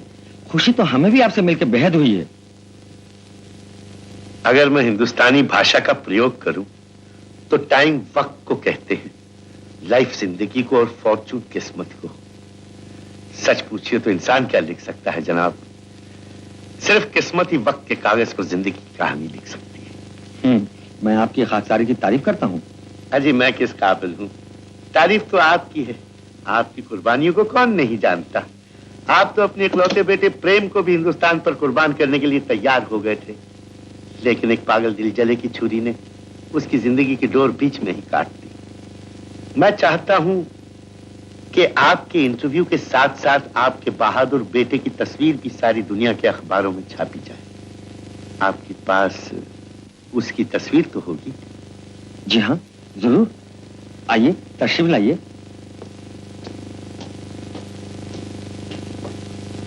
ये देखिए, इस दराज में चंद फोटोग्राफ्स हैं। और इधर देखिए, यहां भी कुछ और फोटोग्राफ्स हैं। मैं तो हैरान हूँ, आपने किया क्या अंदर जाकर? चंद फजूल सवाल पूछे, कुछ तस्वीरों की तस्वीरें ली। आप कहाँ लगाएंगे उसे? यही तो फर्क होता है जवानी और बुढ़ापे में। जवानी सिर्फ सामने की तस्वीर देख सकती है, बुढ़ापा तस्वीर के पीछे का नक्शा भी उतार देता है। देखो, ये चाबी कैसी? हर मुकदमा एक बंद घर की तरह होता है जिसमें दर्जनों दरवाजे, सैकड़ों ताले होते हैं। मुझे उम्मीद है इस कुंजी से एक साथ कई ताले खुल जाएंगे।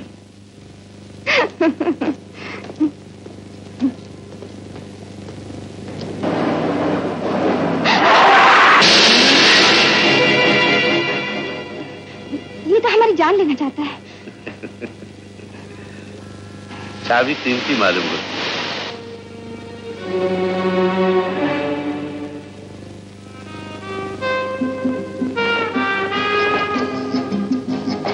आज तो पानी में आग लग जाएगी, बड़ा मजा आएगा स्विमिंग का। क्या? वो देख, बिजली आ रही है पर तोलती हुई।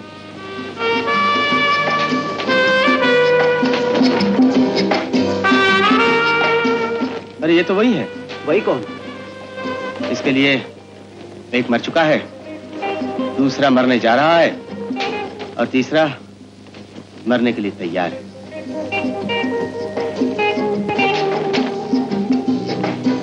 हेलो कल्पना। मैं आपको जानती हूँ। भूल गई आप? हम दिल्ली में मिले थे, प्रेम की शैंपेन पार्टी में। खैर, भूलना भी हुस्न की एक अदा होती है। भूली कुछ नहीं, लेकिन याद ही नहीं करना चाहती। मौत के साए में जिंदगी के काफिले दूर तक नहीं चलते। आप कुछ पिएंगे? ये तो हमारा फर्ज है। हम तो यहाँ के पुराने मेंबर हैं, आप नई आई हैं। और फिर प्रेम के नाते भी हमारा आपका कोई रिश्ता होता है। आप प्रेम के बहुत नजदीक थे क्या? उतना नजदीक जितना एक पांव दूसरे पांव के नजदीक रहता है, लेकिन वो हर बात में मुझसे एक कदम आगे था। आप यकीन नहीं करेंगी, बीए के इम्तिहान में उसका रोल नंबर 312 और मेरा 313। कॉलेज से निकल कर हमने गाड़ियां खरीदी तो उसकी गाड़ी का नंबर था BMZ 4096 और मेरा 97।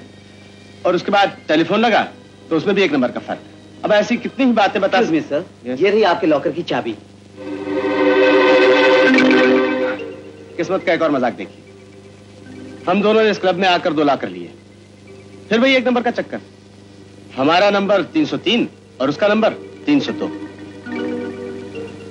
हम हमेशा एक नंबर से मार खाते रहे। आप ये क्यों नहीं सोचते आप एक नंबर से बच गए? कुछ कमाल तुमने किया, कुछ इस चाबी ने। अब देखना, वो राज रोशनी में आएंगे जो अब तक अंधेरों में छुपे हुए थे। क्या मतलब? चंद तस्वीरें बुता, चंद हसीनों के खतूत, बाद मरने के मेरे घर से ये सामान निकला। आशिक तो मर गया, लेकिन अपने इश्क की चंद निशानियां, कुछ भूली बिसरी कहानियां छोड़ गया। खत बाद में पढ़ेंगे, पहले देखते हैं ये तस्वीरें क्या कहानियां कहती हैं। मुन्नी भाई, दुल्हन के लिबास में।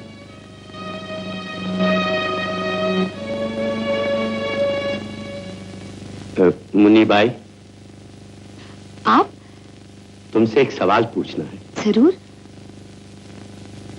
तुम्हारे पांव से ये दुल्हन की पायल किसने उतारी? जी। और ये घुंघरू किसने पहना है?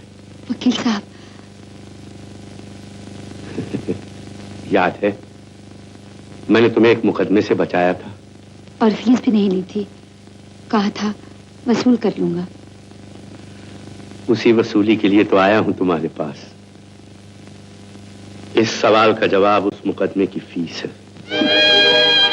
आपने बड़ी फीस मांगी वकील साहब, सीधा ही नश्तर दिल के छाले पे रख दिया। अरे बेटी, तुम्हारे चाहने वालों ने सारा कोठा सर पर उठा रखा है। लोग बेचैनी से इंतजार कर रहे हैं। चलो बाहर आओ।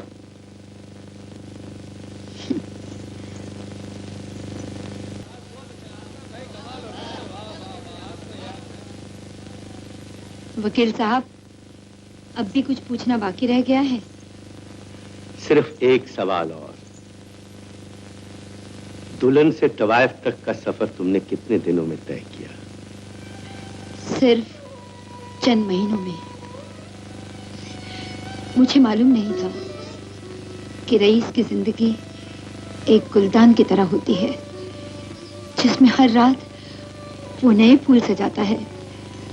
रात खत्म हुई कि बासी फूल गुलदान से उठा के बाहर फेंक देता है।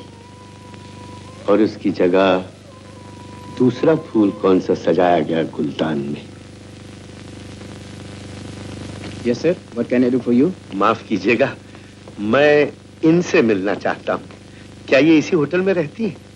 ये तो यहाँ नहीं रहती। मेरा ख्याल है कि मैं इन्हें जानता हूँ। हाँ, ये तो मिस शांति हैं। ये तो हमारे यहाँ कैबरे डांसर की हैसियत से काम करती थी, लेकिन फिलहाल तो यहाँ पर नहीं है।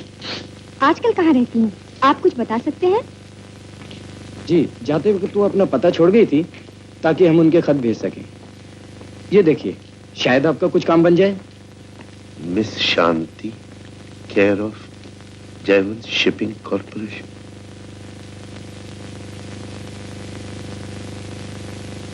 जयवंत शिपिंग कॉर्पोरेशन।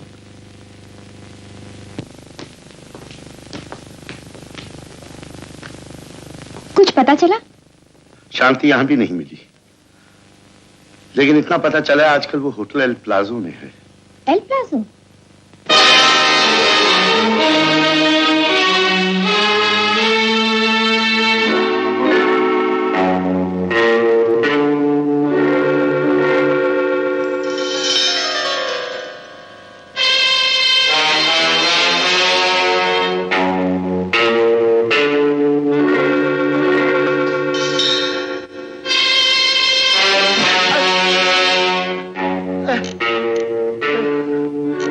अरे भाई, हमें क्यों मारते हो? हम तो अहिंसावादी आदमी हैं। हमने तो तुम्हारा कुछ नहीं बिगाड़ा।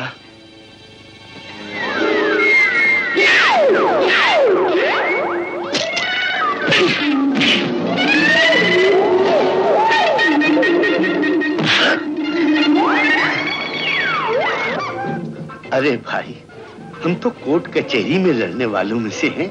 तुम्हें लड़ना ही है तो वहीं आ जाओ ना। तुम तो बड़े हठधर्मी हो, मानते ही नहीं हो। ठीक, सुनो, तुम्हें लड़ना ही है ना, तो चलो अखाड़े में चलते हैं।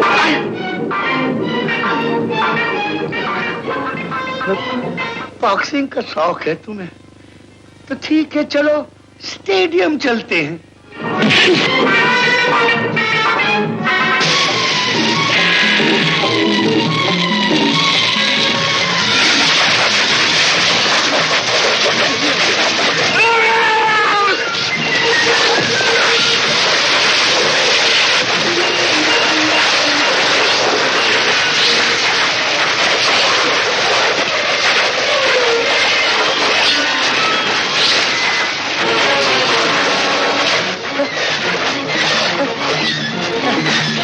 करें भाई, तुमसे कहा अखाड़े में चलो, तुम नहीं माने। कहा स्टेडियम में बॉक्सिंग करेंगे, तुम नहीं माने। अब तो यही तरीके रह गए तुम जैसों को सबक सिखाने के।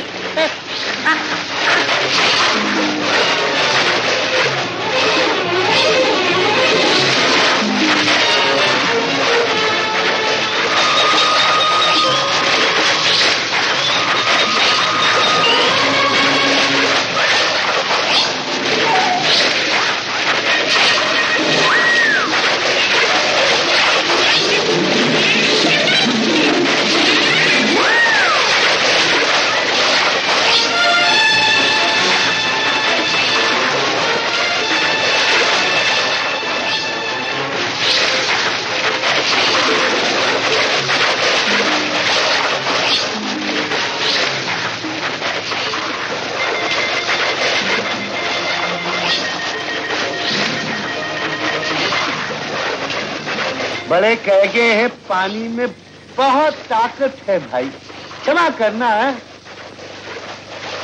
लेस्ली, पिट गया। हाँ? पिट गया। हाँ, बेचारा।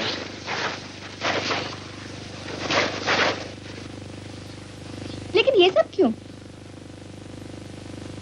ऐसा लगता है कोई है जो नहीं चाहता कि हम शांति से।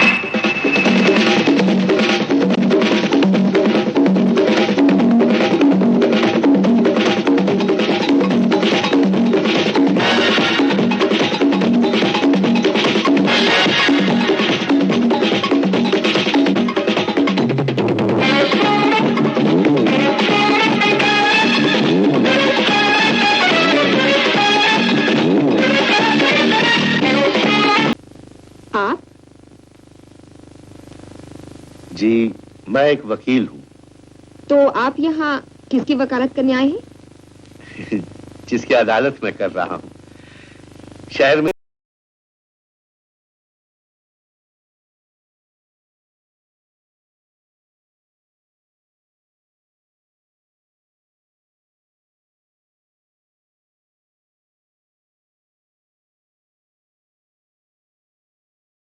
एक ही मुकदमे का तो चर्चा है, प्रेम ओबरॉय के कत्ल का मुकदमा। लेकिन मेरा उस मुकदमे से क्या ताल्लुक हो सकता है? वही तो मैं जानना चाहता हूँ। फ्रांस में एक बहुत बड़ा जासूस होता था और वो कहता था खून के मुकदमे के पीछे एक औरत होती है। इस मुकदमे के पीछे वो औरत आप भी हो सकती हैं। मैं? जिस जहाज में ये खून हुआ उसमें आप काम करती थी। और बहुत सारे लोग काम कर रहे थे उस जहाज पे। सैकड़ों तो मुसाफिर मौजूद थे। उस जहाज में एक ऐसा मुसाफिर भी था जिससे आपका बहुत पुराना रिश्ता था, प्रेम ओबरॉय। ये तस्वीर आपकी है या किसी और की? ये तस्वीर आपको कहाँ से मिली? जहां से भी मिली।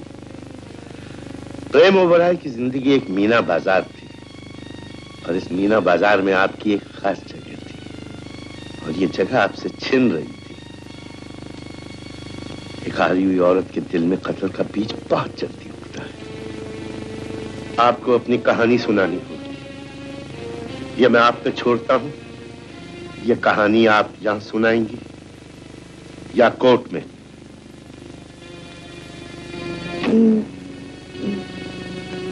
आप जरा बैठे, मैं अभी आती हूँ।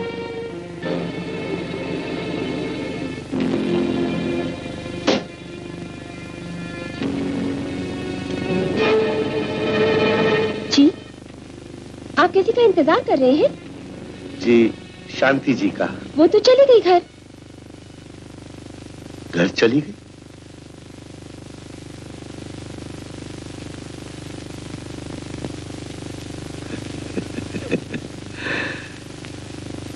रहती कहाँ है?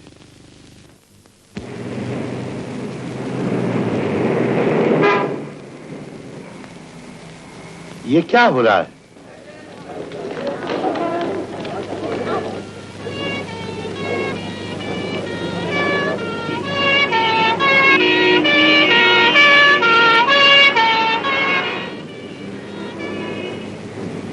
कोई एक्सीडेंट हुआ है?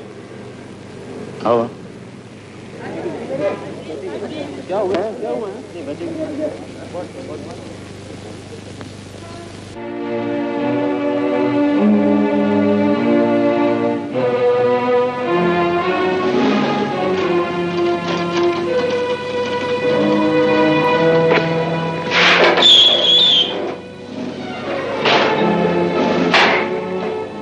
वकील साहब, आखिर आपको इस केस में इतनी दिलचस्पी क्यों है?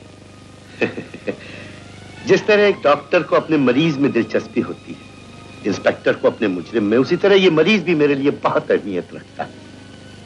इसका बयान एक ऐसे मुकदमे में रोशनी डाल सकता है जिसका मुजरिम मौत के बहुत करीब खड़ा है। डॉक्टर साहब, मरीजा कब तक होश में आएंगी?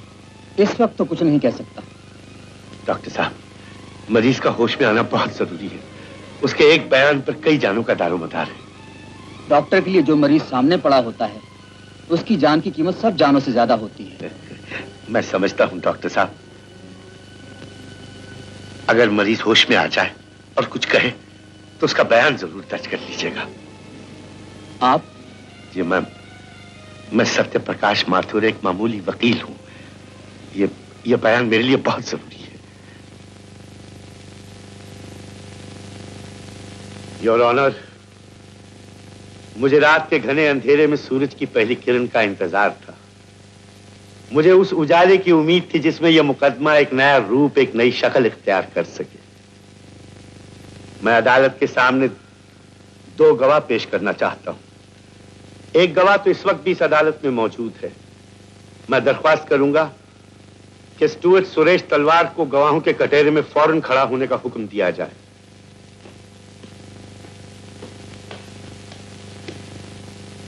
माफ कीजिएगा, मैंने दोबारा आपको इस कटहरे में आने की तकलीफ दी। कई गवाह बड़े कीमती होते हैं। मिस्टर तलवार, क्या आप बता सकते हैं कि आपका धर्म क्या है, जाति क्या है? जी, मैं धर्म का हिंदू हूं और जाति का क्षत्रिय। तब तो आपको मालूम होगा, जब कभी जाप या पूजा खत्म होती है तो कौन सा मंत्र पढ़ा जाता है? जी हाँ, ओम शांति शांति शांति। मुझे शांति के बारे में ही पूछना है। क्या शांति नाम की कोई लड़की आपकी जिंदगी में है या थी? शांति मेरी मंगेतर का नाम है। तो क्या आप बता सकते हैं कि ये तस्वीर शांति की है या किसी और लड़की की? ये तस्वीर शांति की है। योर ऑनर, अब मैं अपना दूसरा गवाह पेश करने की इजाजत चाहता हूं। लेकिन आपको कटहरे से जाने की जरूरत नहीं है मिस्टर सुरेश तलवार, क्योंकि दूसरा गवाह कटहरे में खड़ा हो ही नहीं सकता।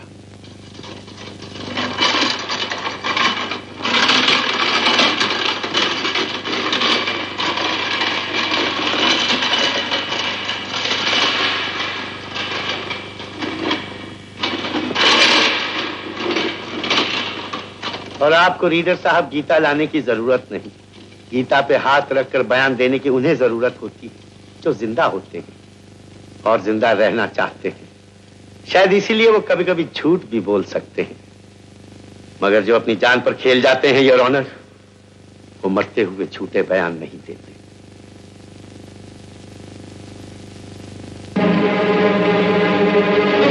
शांति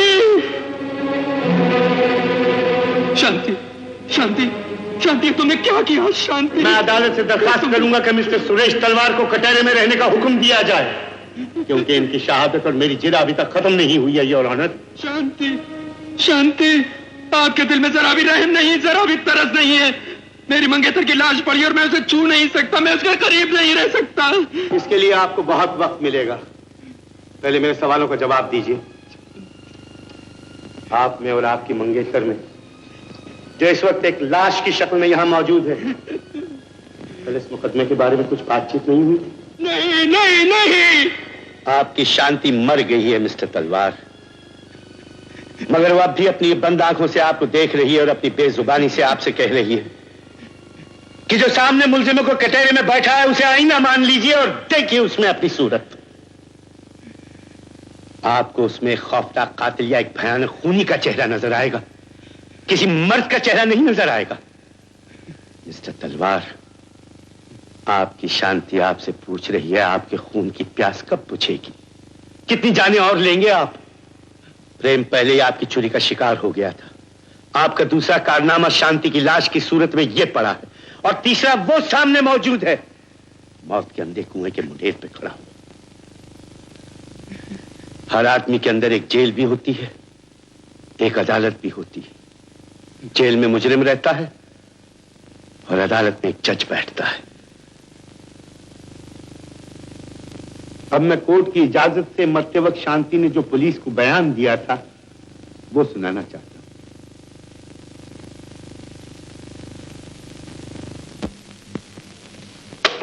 कहिए शांति देवी, कहिए क्या कहना चाहती है? जहाज के जिस कैबिन में प्रेम का खून हुआ, मैं वहां मौजूद थी। नए साल की पार्टी खत्म होने पर जब मैं अपने कैबिन में वापस जा रही थी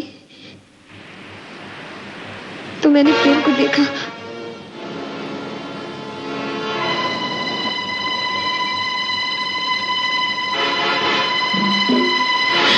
न जाने कौन सी जगह से वो जहाज पर चढ़ाया। मैं उसे देखकर घबरा गई और उसी घबराहट में उसके कैबिन में गई। मैं जानता था तुम आओगी। मैंने जिंदगी में बहुत खेल खेले हैं, लेकिन प्यार पहली बार किया है तुमसे, सिर्फ तुमसे। कल्पना। मैं कल्पना नहीं, शांति हूं। शांति? कौन शांति?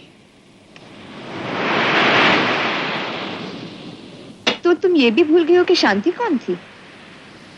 तुम्हें ये भी याद नहीं?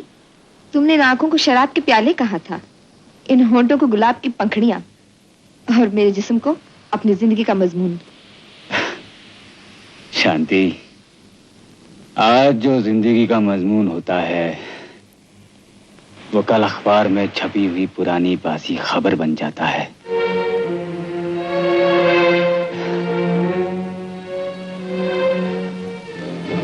ये बोतल देख रही हो? कुछ देर पहले ये जवान थी, कुंवारी थी, और अब खाली हो गई।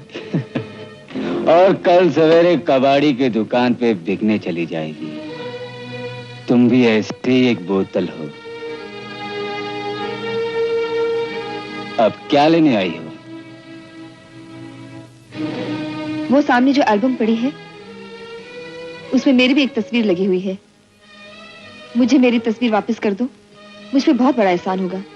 मैं नहीं चाहती तुम इस खाली बोतल की तरह सारी दुनिया में मेरी नुमाइश करते फिरो। प्रेम, मेरा मंगेतर भी इसी जहाज में सफर कर रहा है। कहीं उसने मेरी तस्वीर देख ली तो मैं लुट जाऊंगी। प्रेम,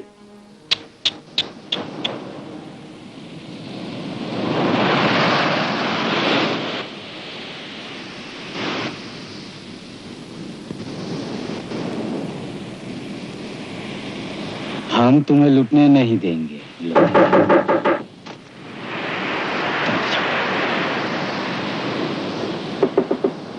Come in. A very happy new year to you, sir. Thank you. Sir, आपके लिए कुछ नए साल के मुबारकबाद के टेलीग्राम्स आए हैं। फेंक दो ऐसे कोने में। फेंक दूं? सर, आप इन्हें खोल के देखेंगे भी नहीं? ये उन लड़कियों के टेलीग्राम्स हैं जिनके साथ मैंने 10 शामें गुजारी थी, और इसके लिए कोई जरूरी नहीं कि जिंदगी भर उनकी यादों की लाश में अपने कंधों पे उठाए फिरूं। स्टीवर्ट, तुम जा सकते हो। और सुनो। Yes sir. ये खाली बोतल लेते जाओ। यस।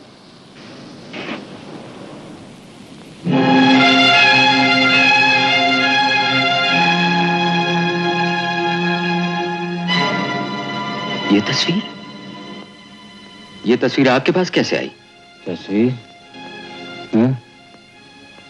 तुम पूछने वाले कौन होते हो?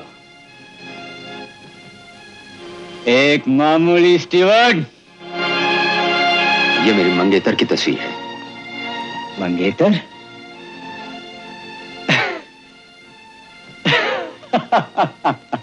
भाई फिर तो मैं अपने अल्फाज वापस लेता हूँ। मैंने तुम्हें एक मामूली स्टीवर्ड कहा है, तुम तो खैर छोड़ो, लेट्स सेलिब्रेट।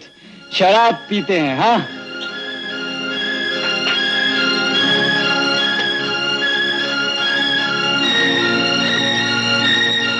मिस्टर स्टीवर्ड, मैं अपने जाती तजुर्बे से कहता हूँ तुम्हारी शादी बहुत कामयाब रहेगी। Let's celebrate. लो, चीयर्स। यू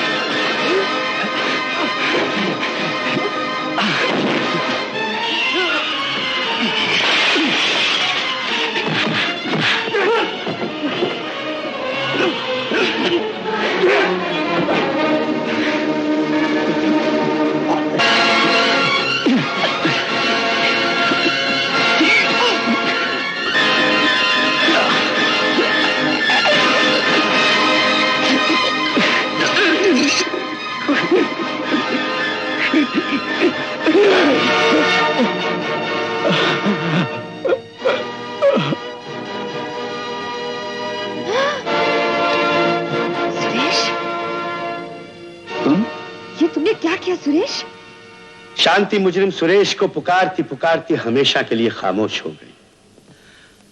अब वो सुरेश के मन की अदालत में जो जज बैठा है उसे पुकार रही है। उसे यकीन है कि वो अपनी जान बचाने के लिए एक बेगुनाह की जान नहीं लेगा। अदालत में तो लोग गीता पे हाथ रख के कसम खाते हैं, मगर मैं आपसे कहता हूं, रखिए अपनी शांति के सर पे हाथ और खाइए कसम और कहिए आपने ये खून नहीं किया, नहीं किया, नहीं किया। नहीं, ये खून मैंने किया है, मैंने किया है, मैंने किया है।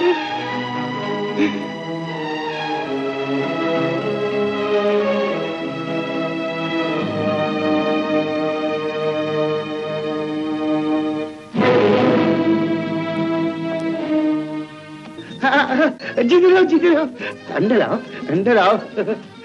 आज मैं बहुत खुश हूं।